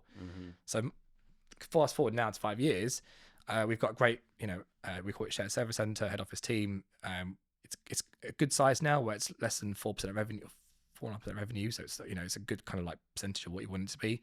The team do most of the work day to day now, and I'm just doing more strategic stuff, new business lines or acquisitions, budgets, like, kind of more the board level kind of roles now, which means I don't have to go run around and practice every Sunday. And to be fair, like, when you've been to practices after you bought them, or if you know the practice the way it runs in the UK, if you're buying a practice for the contract and location, going there is almost impossible, because it's almost irrelevant, because I'm going to basically wipe the whole thing out, rebuild it anyway, and put a new partner in, a new team in anyway. So it's not as important, to be honest, to be going around running around anymore. And things are so, like, everything's online, all our KPIs, our dashboards, all the data I need is all there at fingertips now. So yeah, it kind of makes it a lot more easier. And the way I look at it is that if I've hired a big team, let them do their work. It's no point me running around doing it all myself, and it's not good for anyone, to be honest with you, because I'll just start micromanaging again. It's the back of the day, right? It's actually better to let them get on with it. And as long as you're looking at the high level kind of, right, you're kind of steering the ship into the right direction basically every year, and you're looking at the new technologies and what projects to put time and focus on. That's kind of what I do day to day now, which is not that many kind of days out of the house. It's more kind of online and on Teams, really. So what I've taken from what you just said is, it's very hard to get from 1 to 5. Like, everyone always talks about that first, like, starting point where obviously you're working with your old team. Oftentimes you've taken your EBITDA you were doing in 1 and you've actually spread it over 4, so you're not even making any more money, but you're doing probably 4 times the work.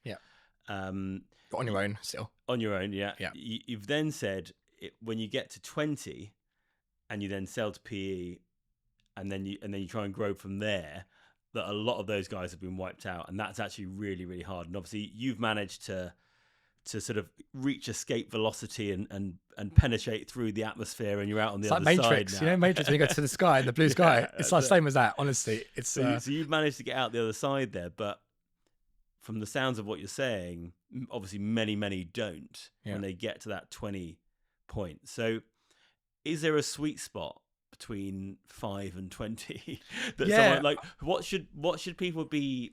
Obviously you've got a lot more experience of this than most, and I think the most value we can give to people listening is to give them, obviously everyone will be different, everyone has their own ideas, their own ambitions, but in your experience, from people that you've seen that could be modeled, where is the sweet spot? If you are of that entrepreneurially minded dentist and you do want to own multiples, is there a point where you should just say that's enough? I'm done now. And less than 20 basically. So 5 to 20 is kind of the sweet spot, because up to 20, the reason why 20 is kind of the number, by the way, is you're not too big for a group to buy you still.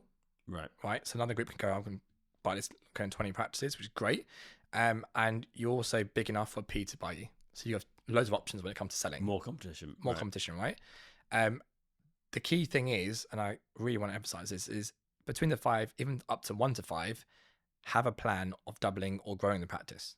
Don't just buy it for the sake of buying it and have more headache, right? There's so many founders out there who've got loads of revenue and loads of, like, practices, as you said before, the name on paper it's great, but active value is not done anything because they're not growing it. And if you're lucky you bought it at 4 or 3 times back in the day, and you've now got to 8, 9 times with no debt, then happy days. But we're not in that generation. When I graduated, when you graduated, in 2012, whatever it was always 8 times. There's never a time of you going and buy backs at 4 times and, like, getting a free contract free of charge, right? It's always been tough times since the beginning. I spent 18 viewings to fill my first practice over a 2-year or 1.5 year period. It wasn't like I bought it straight away, right? So you can start from the bottom of these kind of, like, on the M&A chain, you get up eventually to the top, but it was a hard graft to get that level. And I think what the main point I'm trying to get at is, don't just buy for the sake of it. Buy because you're actually going to grow something and there's a reason for doing it. If it's because we want to make money, it's fine, but make sure you actually are making money. Are you actually growing that business and growing it consistently every time you do it? And it's very, very rare that I've seen anyone in the UK do it over 20 sites, as in buying a practice and growing it consistently every time. They get to like 10 and 15, they can grow them if they're doing really well and kind of good operators. But over 20, there's very few that have actually gone, I've bought 20 or more and have that track record of doubling a practice or growing it consistently. And that's where our partner model works, because their partners are doing it locally and they've got a kind of individual sites rather than one big group. Imagine if you try to run 20 sites yourself, like how are you going to grow all of them and have that impact of like the culture, the leadership, the KPIs, what things to focus on every single week? It's impossible, right, for one person. So that's kind of, I think, what I was going to say. Yeah. So 20 is the perfect number, is it, in terms of maximum competitive tension? Yeah, that's where the sweet spot is. Yeah, maybe 15. I mean that 20 was 15 to 20. Yeah, 20 was good because you get the mid-sized PEs who are like this. Obviously, depends on the size of the practices. Yeah. So like the 4 million, 5 million EBITDA up to maybe 6 is kind of a good number to go for. Right. Another reason for that as well is because you can actually operate 20 sites with a really lean team. You can have probably 4 people running it, and that's still okay. Any more than 20, I'm just saying 20 is a rough number, gets to the point where you need to start having in a bit more resource and expensive hires and some of the big guns coming in. Yeah.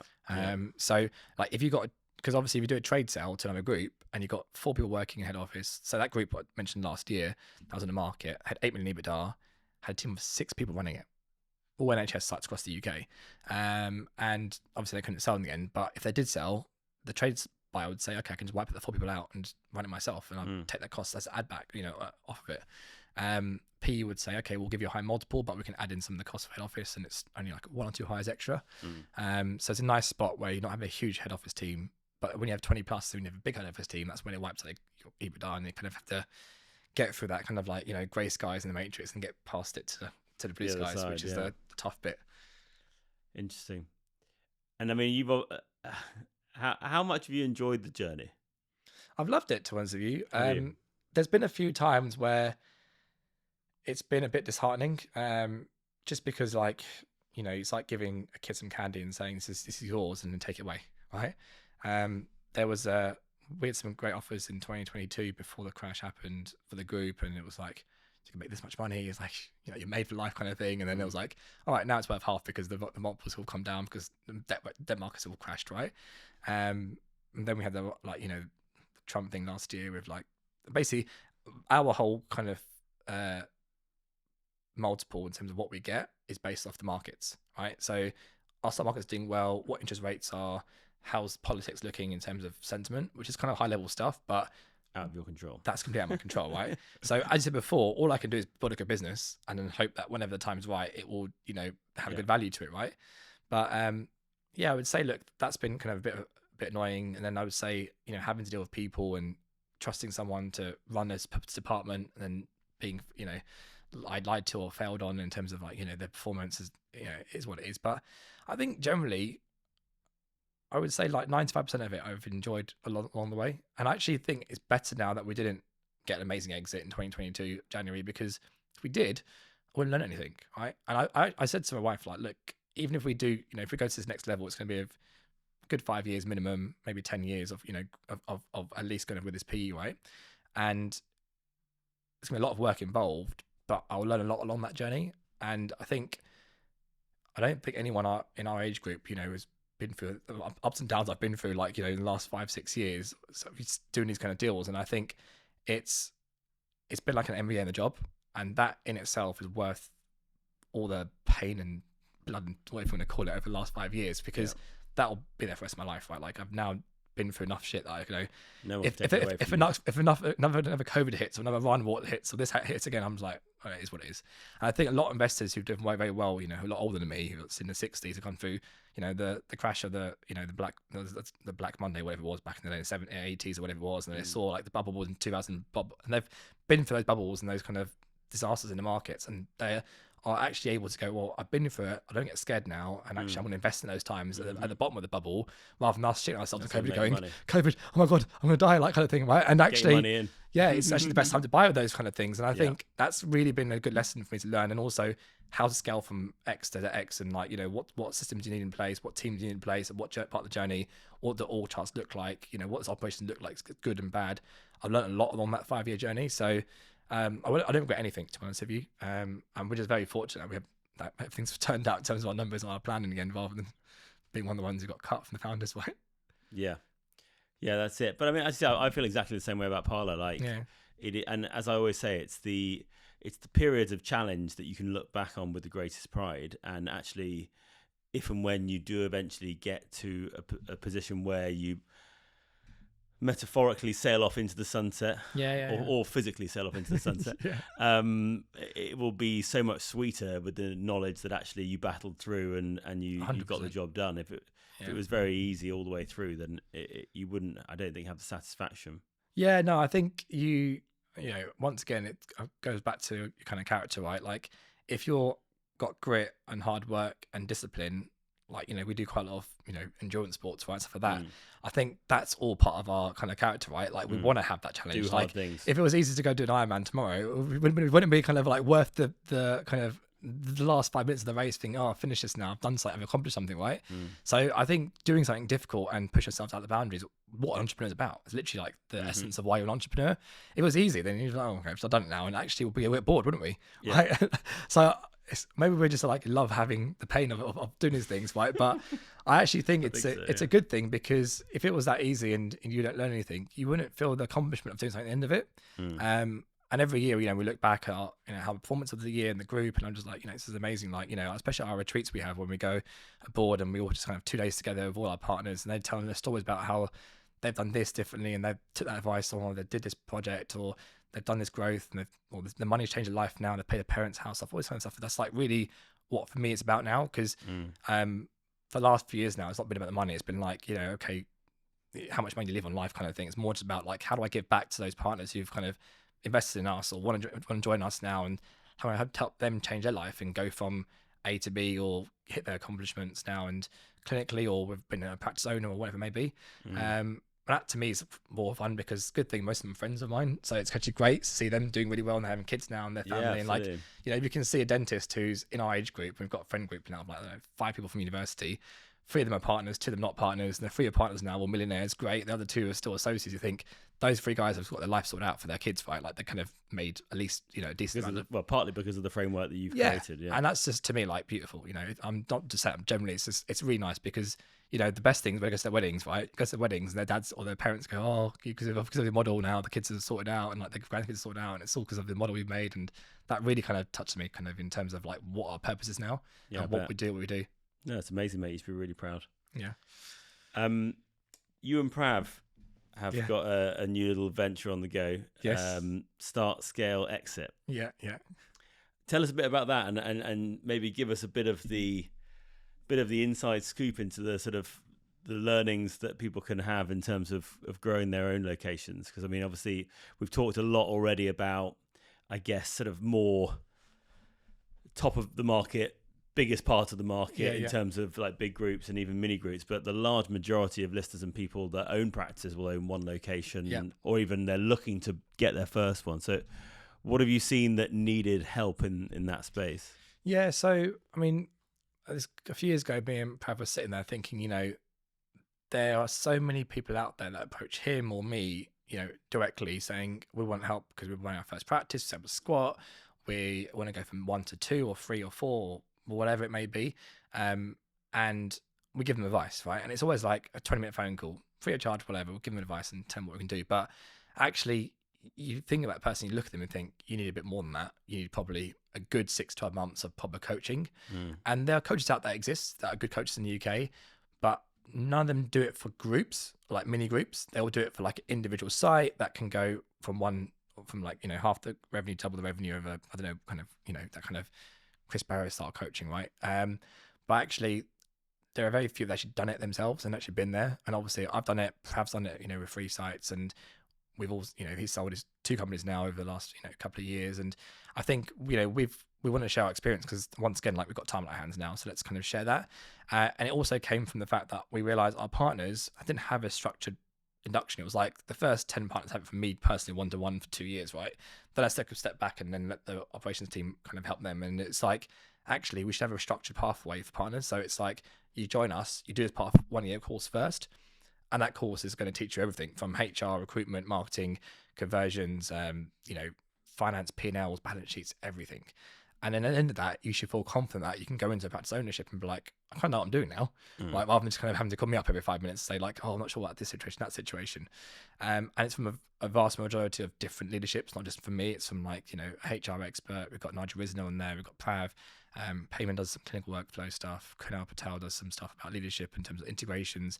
So I've got kind of a nice different panel there of different leaderships.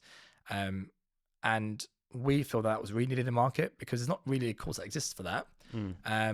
And it wasn't the fluffy one of like, oh, what's your North Star? How are you going to grow your business? Like what do you want out of life? What's your purpose? Right. This is like literally how to run a practice. At the end of that course, the playbook. You have everything you need to be an expert operationally of how to run a practice really well and maximize either your current practice before you sell it, or buy your first practice, or grow into a group and understand the multiples of groups, how it works, what's the benefit, all the stuff about the, who's going to buy you afterwards, how you structure it, how do you become non-clinical and let it kind of run itself. And that can be 1, 2, 3, 10 sites or whatever you want. So that's what we did it for, and it's going really well so far. We're on our 3rd cohort now. And yeah, our first cohort just finished last week actually. And the feedback we got from that was great. We've had some partners who've said, people in the course that have said like, who half of them are from DB, half of them are not from DB as well, right? So you've got kind of a different kind of a mix of the group there. And the ones from outside the group were like, this is the best course I've ever been on. Like, I've now changed revenues and systems and I've increased by 30% in 1 year alone, and, stuff like that, which is great. And people are looking to sell now and got stuff in place for that as well. So yeah, it's been good. I think hopefully adding value. We just want to keep doing it because it's once again giving back, right, in a way that's actually useful for someone to, put in tangible impacts to them in their practice. Well, I think there's so much variability in how practices are run, and therefore the profit, to be crass, the profitability of them. Like you see such a variation. Huge. And it's like we're all doing the same thing. Yeah. How could it possibly? Everyone does the same thing. Everyone has the same problems. Yeah. Yes, you might have Mandy on your front desk, and you've got Rebecca on your front desk, and you've got John in that surgery, and you've got Jane in that surgery. But the reality is, every single dental practice owner has the same problems. Yeah. And it's like there is a system here that clearly works. Definitely. And obviously you've seen enough practices to know what that looks like. And yeah, I mean, a good example is working smart and working hard. So one of our modules is about this, right? It's like 2 practices. Case 1, practice revenue does 1 million revenue. It's got 100k EBITDA, 10% margin. Practice 2 has got 1 million revenue, but it's got 250k EBITDA. Right, and to be honest with you, what brokers do normally, like the FTAs, the World Dental Elites, they go to practice for 2 years beforehand, tell them how to improve the margin, how to grow it, and then they get the best value out of it afterwards. Yeah. But rather than waiting until they were 65 to sell, like do it now, because every year you could be doing 150k extra revenue, EBITDA a year for the next 20 years. And actually, you might be like, I don't want to sell this now because it runs itself. And a lot of the biggest thing we want to really get across in this course is, how do you step back from clinically working every day and having to run it by yourself to actually letting it run by itself by team systems in place? And I think everyone's dream in life as dentists is like, how do I go to America or like, sail in the sunset after working clinically and it runs by itself as an asset for me, rather than having to work clinically all the time and be there just to do the day-to-day micromanaging. And we want people to understand systems and processes that we did that worked and actually can be scalable from 1 to more sites and not have to work clinically all the time. And I think that's kind of what we really want to get across, really, because I think you are right. It's crazy how much variance we see in the market when we buy a practice. But normally they've done really well before they sell because the brokers have told them how to do it, right? So, like, cut your costs here, put your staff costs down, get work every day for the last year, just kind of get numbers up and then sell it. But we normally see through that quite quickly, so we can smell the bullshit, basically. Filter it down. Yeah. So go on then, give us a little teaser in terms of what's one thing that you see that 1 million practice with 100,000 versus the 1 million with 250,000. What's like one little nugget where people often like make a mistake that actually has a huge impact on that? So normally it's just to do the P&L and the KPIs, but because no one's tracking them, they have no idea, right? So a lot of practices, and I'm sure you know friends of yours that have a practice, they don't do anything in terms of looking at their P&Ls. They look at their management accounts, nothing for KPIs for the whole year, apart from UA targets and maybe a bit of private. And they wait to the end of the year and they go, these are my numbers, right? So it's like going to the gym for a whole year and not knowing anything about how your performance is. Like, how does that make any sense? So actually just looking at P&L, I can look within 5 seconds telling you how to make your business more profitable very quickly, but then doing it is another question. So like, I can tell you margin in terms of your staff cost versus your revenue. Is that benchmark, or is it too high or too low? Or your material costs or your lab bills, or are you getting rebates in your rent for practice a contract for NHS? So there's lots of like tricks you can do to actually just some I would say, normalization and Yeah. benchmarking. Yeah. But because you don't know what benchmarks are, Yeah. you don't know what's right and what's wrong. So like one guy on the course had, I think, 25% staff costs. And he was like, yeah, they're all really busy. I'm like, you've got 9 nurses for 4 surgeries, man. Like, you're definitely not that busy. Like, what are they doing? He goes, oh, but she does decon and she does stock ordering. I'm like, it's not a full-time job. Like, you got to start making some really, like, you know, some like costs. Either you grow more or you work out what's going on with staff costs. So it's just looking at that. And when you do that every single day, like, I can tell from a mile away what to do. But unfortunately, a lot of dentists don't know what's right and what's wrong. And then their KPIs on their surgery revenue per hour, or how they're looking at, like, you know, their FTA rates or conversions for private patients coming from marketing. These are really basic things that people don't do. And you're like, you're spending $4,000 a month on marketing, $2,000 on agency costs, and you're saying you're doing really well because you're getting new patients coming in who are converting. But how much is that converting? What's your ROI on that? Is it profitable? Is it not profitable? And they just get completely caught out because they're not even looking at the right numbers. And actually, a guy in the course was going, oh, yeah, we're doing really well, we're growing, and I'm doing this much. And actually realized it's completely loss making for his marketing efforts. So stopped it, and he started changing the way he does it, and now it's way better. But it's unfortunately what you don't know, you don't know, right? So you kind of just assume that, oh, I spend money on marketing, I get leads, and it's fine.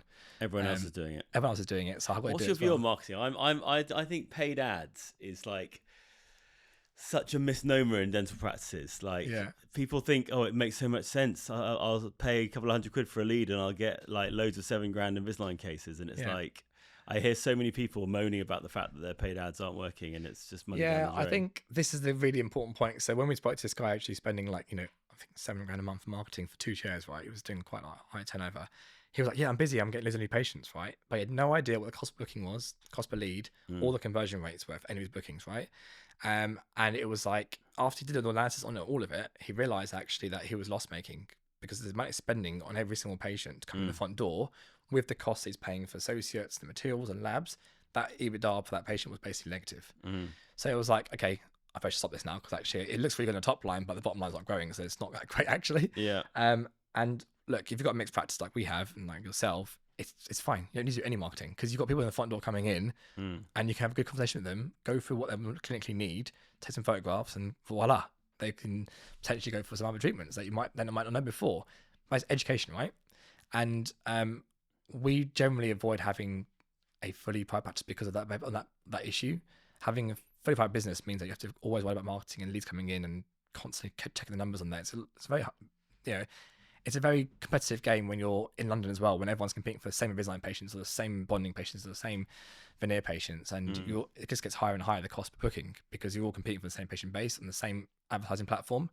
10 years ago, no one was on, you know, Facebook ads, and no one was doing Instagram ads, stuff like that. So you were kind of like one of many hundred. Now everyone's doing it. You're just one of one. It's just commoditization, isn't it? It's just it's a race to the bottom, like it seems, in terms of like we're primarily private as a practice, and so we're in that realm. But I think it depends on what sort of practice you are, right? Like, if you're going to go out for the cheapest Invisalign on the market, be my guest, it's going to work beautifully for you. But like, especially with a lot of the competitor brands out there now, Smile White and all these other sort of lower cost aligner brands that are out there that are paying a huge amount on paid ads, I think you're going to struggle if you're trying to sell a premium product through paid ads. It comes down to, like, if you're general practice and your core life is being a general dentist, then do that. Right? Do what you're good at. Because if you start trying to compete in that, you know, low cost Invisalign or low cost implants or facial aesthetics, you're not going to win. You're also going to burn cash and not be good at it. Because I think a lot of practices, which is quite crazy, try to do everything.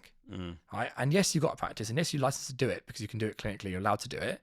But should I really be focusing on all these different specialities when actually my core base is trying to do good dentistry really well for restorative? And I think, you know, when you try to dabble into all these different areas, you might do 4 cases of Invisalign a month, but it's not really going to change the game, isn't it? Right? You might do a few implants here a month. That's what most practices do. They dabble in it and they don't really get good at it because they've never done it properly and focus on it. And even we struggle with that. Like, our practices right now, if I went to them saying, go do all on 4 tomorrow, even if they had the best dentists in the world, they couldn't figure out the workflow, the equipment you need, the nursing, the nurses stuff. Wouldn't know what they're doing. No idea, right? And it's like, you don't go to hospital and go to a heart surgeon to start doing liver surgery, right?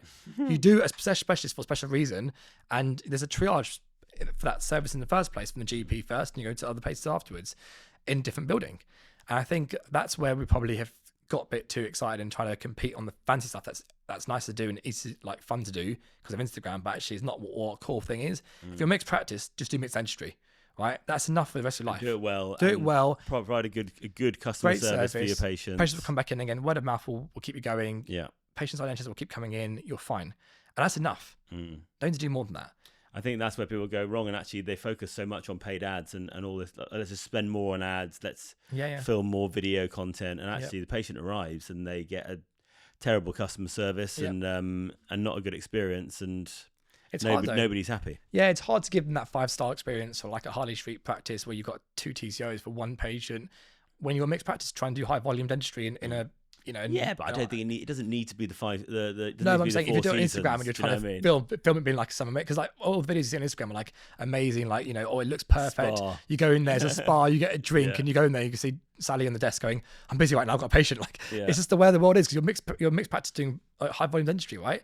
So I mean, that's what I've always said to our partners, like, we are not the Harley Street. We are not going for the Harrods of dentistry here. We are an M&S. We're on high streets everywhere around the UK. We want a good quality but scalable business that is high quality service, good dentistry, but we're not going for like marble floors and having the next Louis Vuitton branded like wallpaper. Like, it's not what we do, right? And that's not what we should be spending our time and effort on. It should be on doing good quality care on high streets to help patients on the NHS have a much better service than what they're getting down the road, which is that's hard. what's needed, isn't it? Yeah, it's hugely needed. Just had Eddie Crouch on before you arrived, and we were talking about the challenges around the NHS. So it's actually quite refreshing to hear you talking positively about it in terms of keeping it going within your structure. Yeah, I mean, I agree with what the Eddie Crouch says, and don't get me wrong, I think there are problems structurally across the UK with the NHS system, but at the same time, a lot of practices are moaning on the fact that they've got, I don't know, lower pay cuts, this and that and that. But once again, it's about finding solutions to problems, not just saying the same thing over and over.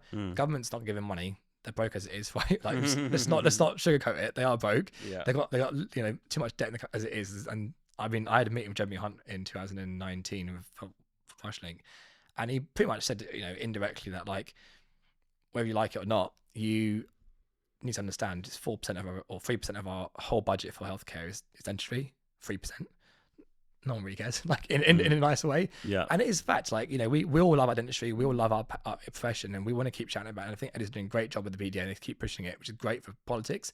But don't wait, like, same as me with the Trump and the whole world markets. Don't wait for the world to change. Like, fix what problem you've got there. Control it. So if I've got practice and I've got 4 chairs and I've got lots of UDAs to deliver per chair, and I'm getting less and less revenue every year because of my price increases less than inflation from the NHS contracts, fine, add more chairs. Build some more, put some investment in the practice, start doing a bit more private. Happy days, you can make your business work. But don't keep complaining about it over and over and like kind of getting bogged down, right? And if we can do it at 4 practices, I'm sure everyone else can do it. It's just a case of actually putting the time and effort in doing it. But when they say, "Oh, I've got to build 2 more surgeries," it's a lot of work and effort, isn't it? I might just sell it. I'm like, it's because you're being lazy. Like, the times have changed from 30 years ago when you could have a contract, just keep milking it every year and not have to worry about anything, right? Times have changed. You've got to make it work and do different things. And I think that's the difference between people who do well in practice and the ones who don't do well. And that's why I see positivity versus some people who don't see positivity in the NHS market. Well, you've got to be willing to adapt, haven't you? I think adaptability is such an important characteristic. It's how you live in jungle. Yeah, exactly. I mean, talking about adaptability, obviously technology, AI, huge amount of change that's come and is going to be coming like a tidal wave into our industry over the next couple of years. How are you guys looking at that in terms of firstly implementation into your group, because obviously you need to stay ahead like all of us in terms of the market, and capex on some of these things can be quite significant. And then secondly, what's your view on how it's going to impact EBITDA multiples? Because I think it's a great question. I'm very, very bullish. Like, very bullish on the next 5 years. It's focused on the launch bit, but I'm very bullish because I think, and this is going to be quite, maybe not going to say this on the podcast, but I think we're going to go from having this same model for the last 50 years of dentists being self-employed and basically demanding how they can work and not work in the practice, to going more towards a standardized approach like veterinary, where you're salaried and actually your value is a lot less than what you think it is. Reason being is, I see 4 things. Number one, and what we're doing right now with our practices, we're putting in, voice agents like Linda AI. I know you had them recently on your podcast. Mm-hmm. We're putting in voice stack for missed calls to make sure we can track all those kind of missed opportunities at the beginning.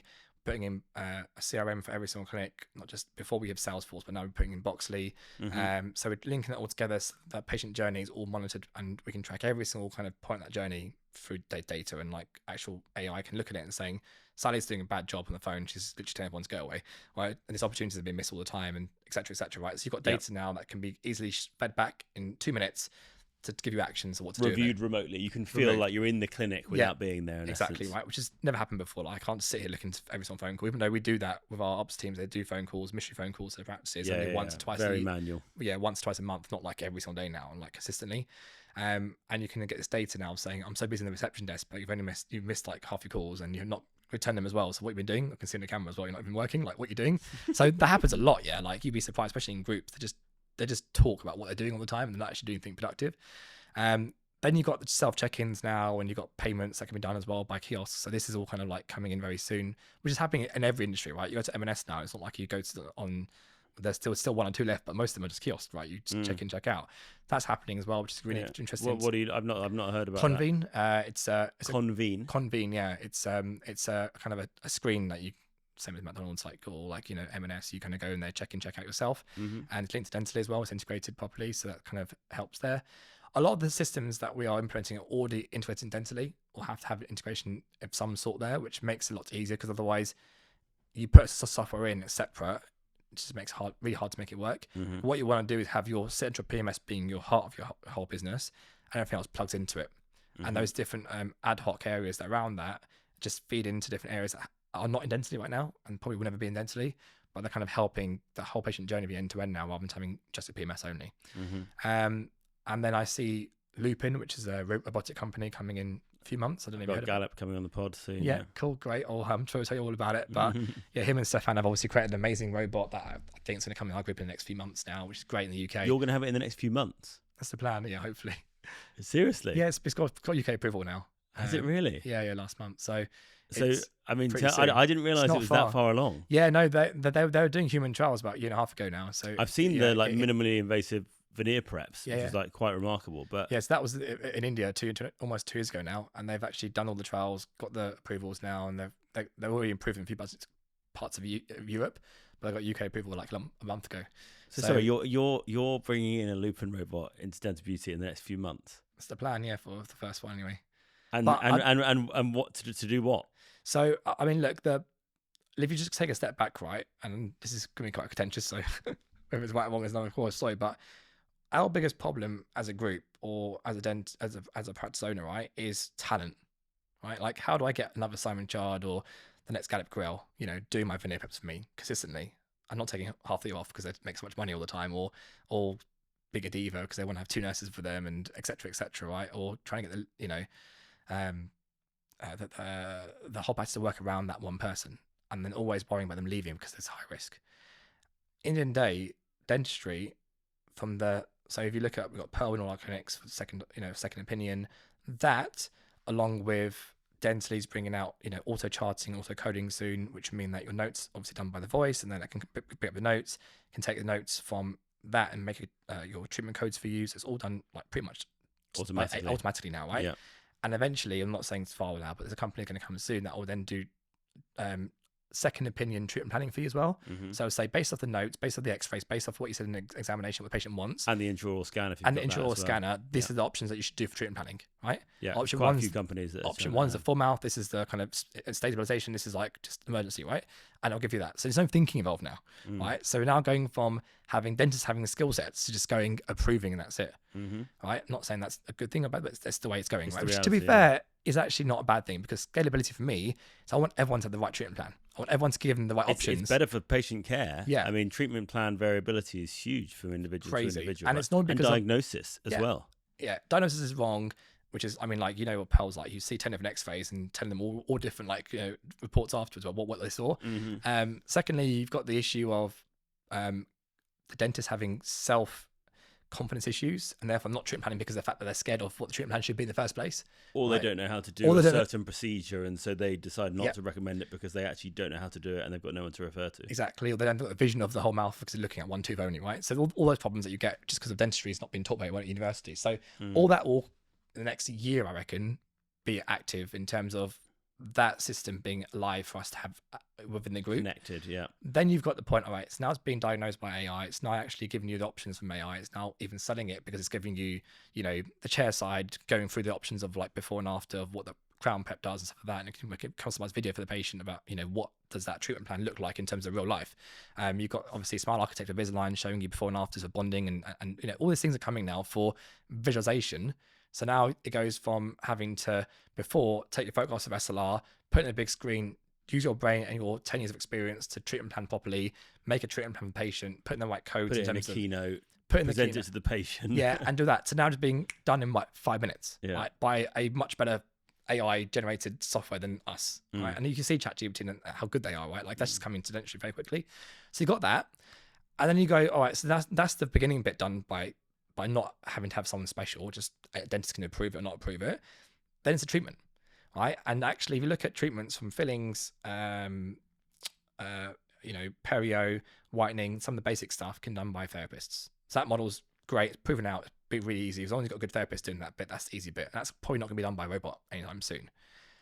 But then you've got only extraction of root canals that need to be done by specialists. Otherwise, almost everything else, crown preps, veneer preps, onlay preps, implants, can all be done by robot. And there's robots already exist in the US that do onlay crown preps already, that do implants placed already. I knew about Yomi for the implant yeah. placements, and they've done like hundreds of thousands already. Yeah. I didn't know about the onlay preps. Yeah. That exists for the last 5 years as well. It's been well invested as well by DIA. And then obviously Lupin will do that same thing too. It's just like the next phase is after veneer preps is going to be, because it's the same procedure, just back of the mouth now, right? So it's the next phase for them to do that as well. So I think we're probably a few years away from having robots that can do pretty much all results of dentistry for you. I didn't realize it was that soon. I know, right? And then you think, all right, well, I've got 5 robots in 5 surgeries. They work 24/7. There's no holidays, right? There's no, I'm not going to work because I'm going to get paid. Joe's laughing in the background. He's like, what the fuck? You've blown his mind. He's like, I'm going to be filming robots talking to the camera. Just get Terminator, man. It'd be great. But you're going to get a scenario where, like Da Vinci, for example, with knee surgery, right? Yeah. You can literally be in Australia and doing a knee surgery in England from online. I'm not saying it's going to happen, but like you have to. I still think you have to have dentists in the clinic on the ground. Yeah. But I can easily see where you have 3 surgeons for treatments, 3 robots running at the same parallel, and just booked in for crown preps, veneer preps and blah, blah, blah. And it's just on the day, printed out, fit, sprint ray, whatever it may be for your onlays or crowns. And then veneers are done by, same day fit. Because Lupin, if anyone knows what Lupin is, it's you scan the patient in, you get the STL file from Lupin. And the next appointment in after that, after they've approved it digitally from the Smile Design, is a fit appointment. So you literally prep and fit the same day. It's kind of similar to the... Because obviously the algorithm of the robot is prepping exactly as per the design of the veneers. Yeah. So unlike a first fit or something like that now, where you have a guide and it's roughly the same, this is literally 0.5 microns. It's super accurate. 0.5 microns. Yeah. That's mental. So Yeah. is that the primary utilization case for Lupin currently? It's a test. day veneer structure. I think it's for veneers first, test it out, and obviously if you can bring down the dentist cost, which is obviously the biggest cost generally, and you put in a salary instead, you can bring down the cost of the veneers. Is someone controlling the robot? Yeah, so it's basically a bit like a CEREC in the mouth, if you can imagine that. The actual drill goes on each tooth, right, and your head's kind of like fixed there, but it was back, I think. But I think the beauty of this is that you don't need to worry about dentist prep being great or not great. Will it fit? Remakes, all that kind of stuff. Is like you literally fit it on the same day as the day you prep, because you've already got them given to you from day one and you just fit it straight away. And I can't see it being far from where Sprintway finally figured out a strong material for veneers as well. You can print on the same day as well. Which would be we're not a million miles doing away. A beta test on the new material soon. Exactly. It's like 70% filled or something like that. Yeah. So I think we obviously big CEREC fans, both of us, but that was that's still an option as well if you wanted to do that as well in house. So I can see from a margin point of view, you got You've got a much more efficient reception desk now. So potentially not to have as many receptionists potentially for bigger clinics. So that's, some benefits there. You've got better conversion rates, which means, just generally kind of like high revenue and potentially lower cost of marketing, etc. You're going to get dentists on salaries operating these robots rather than on percentages, because you don't need to pay a percentage for someone just pressing an on/off button, right? Or operating 3 surgeries at the same time, and then you've got the lab bills coming down because of the in-house 3D printed models or veneers or restorations that you can do in-house, right? That are going to be stronger and better in the future very soon. That's going to be potentially a 10 to 15% increase in margins. We could be looking at early 30s, 40% margins businesses, right? Which is crazy. It's like doubling our EBITDA by doing extra work. So it's very exciting. And that's not even like 10 years away. It's like the next few years. That's what you can see in front of you right now. Yeah, that's like not even what we can't even imagine yet, which is what's coming next. Yeah. So it's, to me, very exciting. It should be very exciting for everyone's point of view. But obviously, we've been supporting these companies for years now. So I've been seeing it kind of in the background being built. And I'm sure you're speaking to some companies too about this. And it's just the speed they're growing and the development they're making is like 6 monthly rather than years. Just even our PMS dentistry, right? Like it's made so much progress in the last 3 or 4 years. Because Kazak's in the market too, and Kazak's pushing it, which is great. But it's been hugely improved. Like the been so good improvements. I'm like, this is great. I've now got second opinion on all my surgeries for my second opinion for my X-rays. Starting to get auto charting for notes now. It's just it's all very exciting stuff, and it's finally seems to be happening, right? Like finally, what we've been looking at for ages. Like, wouldn't it be great if that did talk to that and that talked to that? It's like it's actually happened. I think a lot quicker. Yeah. I mean, as you can see by the fact that obviously I've been aware of Lupin for a long time. I've got Gallup coming on the pod, but I was not expecting you to say you've got one on the way. Yeah. What are they? I mean, feel free to say you don't have to say, but what's the ballpark figure for what these things cost? Is it public knowledge? No, the model is different. They don't charge you for the machine. They charge you a subscription model. So for every single case that you do, they charge you a fee. It's like a bit like a lab bill. If that makes sense. So right. It's for the STL file, but it's like a software fee. So but they give you the robot. Yeah. But then as you commit to doing, it's the same as when you Invisalign back in the day. Do you remember you had to say I got an ITO, but you got to do X amount of cases? Yeah.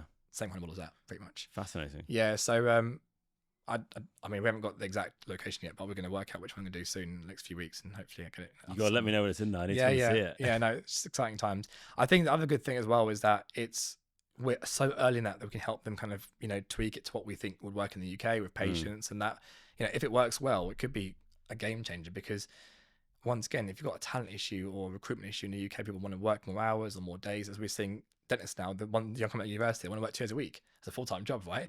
Like that whole thing becomes irrelevant now, because you're going, well, rather than working full-time, I just get these robots to do most of the clinical work, and you just taking therapists to do some of the beginning bit, AI as well. And then that can probably, have to reduce the issues you have in terms of retention, recruitment, training, which are the biggest kind of problems in the industry, right, generally. Yeah. Do you think patients are ready for robots? I think they are, because once again, it goes back to like Medtronic, right? Like you look at a lot of the... Back to what, sorry? Like Medtronic's a big company that does healthcare robots, right? For many, many procedures. So in hospitals, they're everywhere.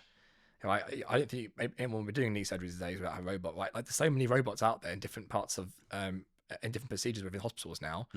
Patients have done it for the last 10 years. It's not like it's a new thing. Like they've just been out for ages, like literally probably 10 years now, I think. So if you think about that, patients have been doing it in hospitals, and why wouldn't it work in us? And we're always a decade behind, aren't we? We're a decade behind because no one puts investment in dentistry before hospitals, right? Because it's a bigger market to go for in terms of billions more than what we do. So yes, I think definitely people will be used to it, will be ready for it. And also, it's not that bad. Like if I'm sitting there, so the way it works is your head's like kind of in a bit of a kind of brace type thing, a brace thing, yeah, and your mouth's open with like a same thing we do obturator or something like that, right? Yeah. What's the difference in that and the dentist doing the drilling? Right, it's just a robot's hand rather than your hand. So as long as the dentist is there watching it, it can stop it at any point. And it's quite slow and it's not kind of like fast movements. It's way more efficient, right? like imagine how long it takes us to do a prep, right? You got to put your temps in, you got to prep for it, do APR technique. It takes ages. This is do it in 40 minutes, 10 preps, right? And it's way more accurate than what we can do, right? So it's a no-brainer for a patient. If I was told rather than 2 hours for a guy doing it for the first time doing his preps, or a robot doing it 40 minutes more accurately, what would you choose? And the price point would be lower because I'm not having to pay dentists so much money anymore. So that's going to be quite That's what I've always said. I mean, I've always said at the end of the day, when we can say it's cheaper, safer, more predictable, then people will get over the fact that it's a robot doing it, 100%. Not a human. Yeah, exactly. Again, I just wasn't quite ready for you to be getting it this year. Yeah. That's what's blown my mind. But I mean, we all know it's the way that the future's going, right? So you may as well be the early adopter. I mean, I'm just jealous I haven't got my order in already. I'm gonna have to go I mean, I think have a chat with Megan. the other thing is going to be teeth being regrown as well, right? There's been lots of studies now that are working in mainly in Asia, but lots of studies now showing that you can regrow teeth from scratch, and I think then you think, okay, well, who cares about dentistry more, right? Like, it used to be cosmetic only, because if we lose a tooth, no one cares. You just regrow it again, right? Or implants are gone completely, dentists are gone completely. And what's the treatment flow for a regrowth of a tooth then? So what we've lost one. We spin out some bloods or something. I take it. Yeah, I don't actually know where they get it from. I think it must be some sort of Stem somewhere cells or something. blood or something like that. Yeah, and then I think literally you can basically create the lattice of it outside the mouth or maybe in the mouth, and then it just kind of regrows around the lattice, and it just creates a whole tooth from scratch. But imagine if you can regrow a tooth. I'm not saying it's going to happen anytime in the next 5 years, maybe in the next 10 years probably, but they're doing it already in labs. It's working. So it's not far from humans, and I think they've done it with, I think, like animals now, that it's actually working within animals. It's not far from humans. Yeah. So I think that will be very interesting, because then that will change the whole game completely again, from doing restorative work and fixing teeth to actually just, growing them again, right? And making them look nice. So then it'd be all cosmetic only, because you want to make them look nice, but actually your teeth would be regrowing, so you don't worry about losing them anymore. Yeah. It's crazy, isn't it? How much is going to change? Like, we went from preventative dentistry, like, when we graduated, to now having robots doing it, to now having regrowing teeth for the next. It's like our life's going to just see a huge different shift within every 10 years. Yeah. Well, this is why I was saying to we had Samir Patel on earlier. I was talking to him about parenthood and like what skills you need to be teaching your kids. And I just think like they have to be. You almost need to like put them into like an environment where they have to, everything changes 24/7. Yeah. To like get them used to like this ability to adapt to new environments and new, like, how people in our industry can still be dogmatic about anything with the speed of change that's happening right now. It's like you're just going to get left behind. Like you have to, every new thing that comes in, you need to be seeing it, analyzing it, like seeing proof of concepts, and then looking to implement it as soon as safely possible. Yeah. Because otherwise it's going to be old news before you're ready for it. I think that's one of our super strengths as a group, because we've got all our partners are young, hungry, enthusiastic, and really clinically driven. They all just take on this technology like tomorrow. So when we mention about Linda AI or Voice Stack, it's like 24 hours, everyone goes, yeah, I want to do it. Like, it's not like, potentially a big group with dentists who are like in the retirement end of their career going like, oh, I don't trust that, I don't want to touch that, and I don't want to do anything. It's like a 5 years implementation process, right, where we can move super quickly. And I think that puts us in a really good stead with the technology coming out, because the suppliers know that, yes, they might talk to us. We're not the biggest group in the country, but we'll roll it out within a 6-month period fully and use it, versus a big group that might take 5 years to implement, right? So you're a great proof of concept for them. You can be like a testing bed for new innovation in essence. Yeah, and also they know that we get stuff done because our model allows it, in terms of we don't have to top down. It's like a top down, 4 different layers of like, if you went to one of the biggest groups in the country and you tried doing it, it would take them so long just to do a basic trial, let alone figure out what's next and how to roll it out afterwards and get everyone on board with it. And if no one always uses it, then there's no point investing in it, right? From a group point of view. So, have you got Linda set up? It's literally in 5 sites next week, and then there'll be all the other sites in the next few months. Yeah. You've done the trial already? Yeah, all done. And worked well? Proven out. Yeah, it's good. We were pleasantly surprised with patient feedback. Because one of our big things was like, patients are going to hate this, like talking to like a robot. How are you using it? Just for out of hours? Currently out of hours and overflow, but we'll be doing appointment reminders, reactivation, stuff like that. Yeah. Some of the more mundane tasks first. And then eventually, if it works really well, we could be looking at, putting it as part of the first point of call. If after 3 rings, human can't pick it up, go straight to him afterwards. So yeah, we're looking at lots of different options there. But even with like new campaigns, get new patients, go straight to Linda AI, books indirectly rather than having to go through like, send the lead over to a CRM, wait for someone to call them afterwards. Like, it's immediate. And I think like we as a group miss 30% of our calls, right? It's like a known fact that most groups miss about 30% of their calls. I think probably practices do as well. Voice makes you aware of that very quickly. We see that and we're like, okay, great, I've got that many missed calls, but I don't want to hire 2 more FTEs, receptionists, in that practice, because it doesn't make it more efficient. So actually having that kind of, without having to have a central call center, obviously, having that local reception team that's doing really well and talking to patients, doing what they do best, which is kind of building a relationship with the patients, having face-to-face time with them, listening to them and stuff like that. They can do that, and the missed calls go to the Linda AI, then it's a win-win. and the missed calls then can be picked up by the Linda AI rather than having to wait to get a 2-hour call back afterwards, right? So we want to improve patient service, customer service, as well as keeping that local feel still. And I think that's a good kind of compromise there, which is working nicely. I think that's the key balance, right? It's the high human touch and the high technological adoption, and the combination of those two together is where you've got the real sweet spot. Yeah. So and that's my big focus at the moment. Yeah, really excited about that. But I said before, because of that and plus the convenient check-ins, like we just want to, because if you look at a receptionist's job, probably over half of it is to take phone calls. 20% of it is admin that just kind of be done, could be done anywhere really, like, cashing up on other stuff. And then 20% is with patients.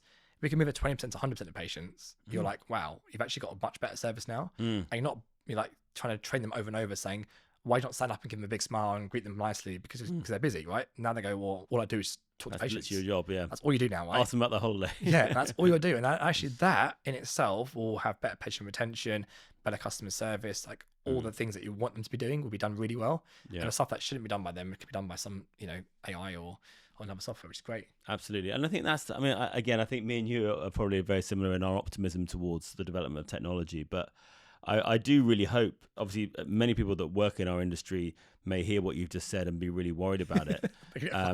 Yeah, your dentists especially. But I think actually, I really do hope that technology gives us the opportunity to actually live more human lives. And like, no one takes great joy in sitting on a computer, like managing, moving appointments around and that sort of thing. Like the real joy of being a human is interpersonal connection. And like building relationships with people. I think AI is never going to replace that part, and especially in our profession where we're in a very personal space with our patients. They're oftentimes very anxious. It's such an important place to have a close interpersonal relationship, and so I think we should be excited about it. Yeah, I would say that maybe retracting a bit about the dentist being salaried is that the most important, I think, area that will still be probably the biggest differentiator between practice A and B now will be your brand and marketing and patient journey, right? Those are the three things that you can never replace with AI or with anything. So what I mean by that is dentists going through a treatment plan of the patient, explaining to them what the benefits are, giving them comfort for anxiety, and then going through what their options are. That will still be done by a dentist, right? That's what they need to be done. That's what they should be focusing on. So I think if I was a dentist now and I'm graduating, I'll be looking at how do I build a brand if I'm doing it on my own as an associate, like same as what you did, on your Instagram account many years ago. How do I really master ethical communication and that patient journey, that kind of, empathy? And thirdly, how do I master knowing about the full mouth dentistry treatment planning side of things so I can actually add some value to those AI generated treatment plans and say that's actually not what I would do, so what I would do differently, right? So it's not doing as much, it's more thinking and using your brain and your profession as a dentist to be that person. Because I compare it to consultants, right? You go get your knee surgery or hip surgery, and there's difference between consultants who are great, who could just communicate so well, you feel at ease, you're like, yeah, you're the guy to go to. And other ones you just rush it and go, oh, yeah, just, we'll do it next week. It's going to be a 2-hour procedure, kind of sign a piece of paper, right? And luckily it's all NHS or it's private and you're not paying for it out of pocket because it's either insurance or NHS, right? But in our industry, you have to pay out of pocket for it. That's the biggest benefit of a dentist. So if you can get your marketing, as a practice or as a dentist, really good, and you can actually work out what is those conversions, how am I performing well? Because the one thing that AI can't do is get bums on seats for now. I haven't seen anything that goes, oh, I'm going to go out there, get you some new patients, convert them really well, and bring them in the chair perfectly, right? That will probably come in a few years' time, but for now, that's still like a really good aspect of that treatment coordinator or the person at the desk doing those new patient calls, and converting them well in terms of tracking the data from the dentists. And actually that comes down to communication, which I think is the one thing that patients want. They'll be reassured and talk to a human dentist first, then do treatment with a robot afterwards. Yeah. So it's a combination of both. It's storytelling and communication from start to finish. Basically, it's how well can you communicate online to let someone know about the services that you provide. And it's then how well can you storytell and communicate in terms of the treatment plan for the patient, and then how can you make them feel comfortable all the way through the remaining part of the treatment. I'm saying, guys, if you've got a robot there and you don't give me the information about that robot, that it's like safer, faster, cheaper, I'm going to be like, what the hell are you talking about? You're not bringing that thing in my mouth. 100%. So those skills will be evergreen, right? Like, do you remember when we first used Salaried back in the day, right? it was like, oh, you can make the crown here and there. What? I've never heard that before. Mm. It's a whole new thing, right? It's a mindset shift. But when you explain to them that I can do it the same day for you, Mm. and it's going to take me 20 minutes to do it, or whatever it may be in terms of making it and fitting it, versus 2 appointments, they go, oh, it's great. Yeah. Mm. Right. So it's like that. It's like that kind of, this is the new generation of that now, obviously robots, but it's coming. And it's, I think communication and explaining it's completely right. It's the most important part of it. Yeah, absolutely. Right. Well, we've been going for a good couple of hours now, Dev. So I think we probably need to wrap it up soon.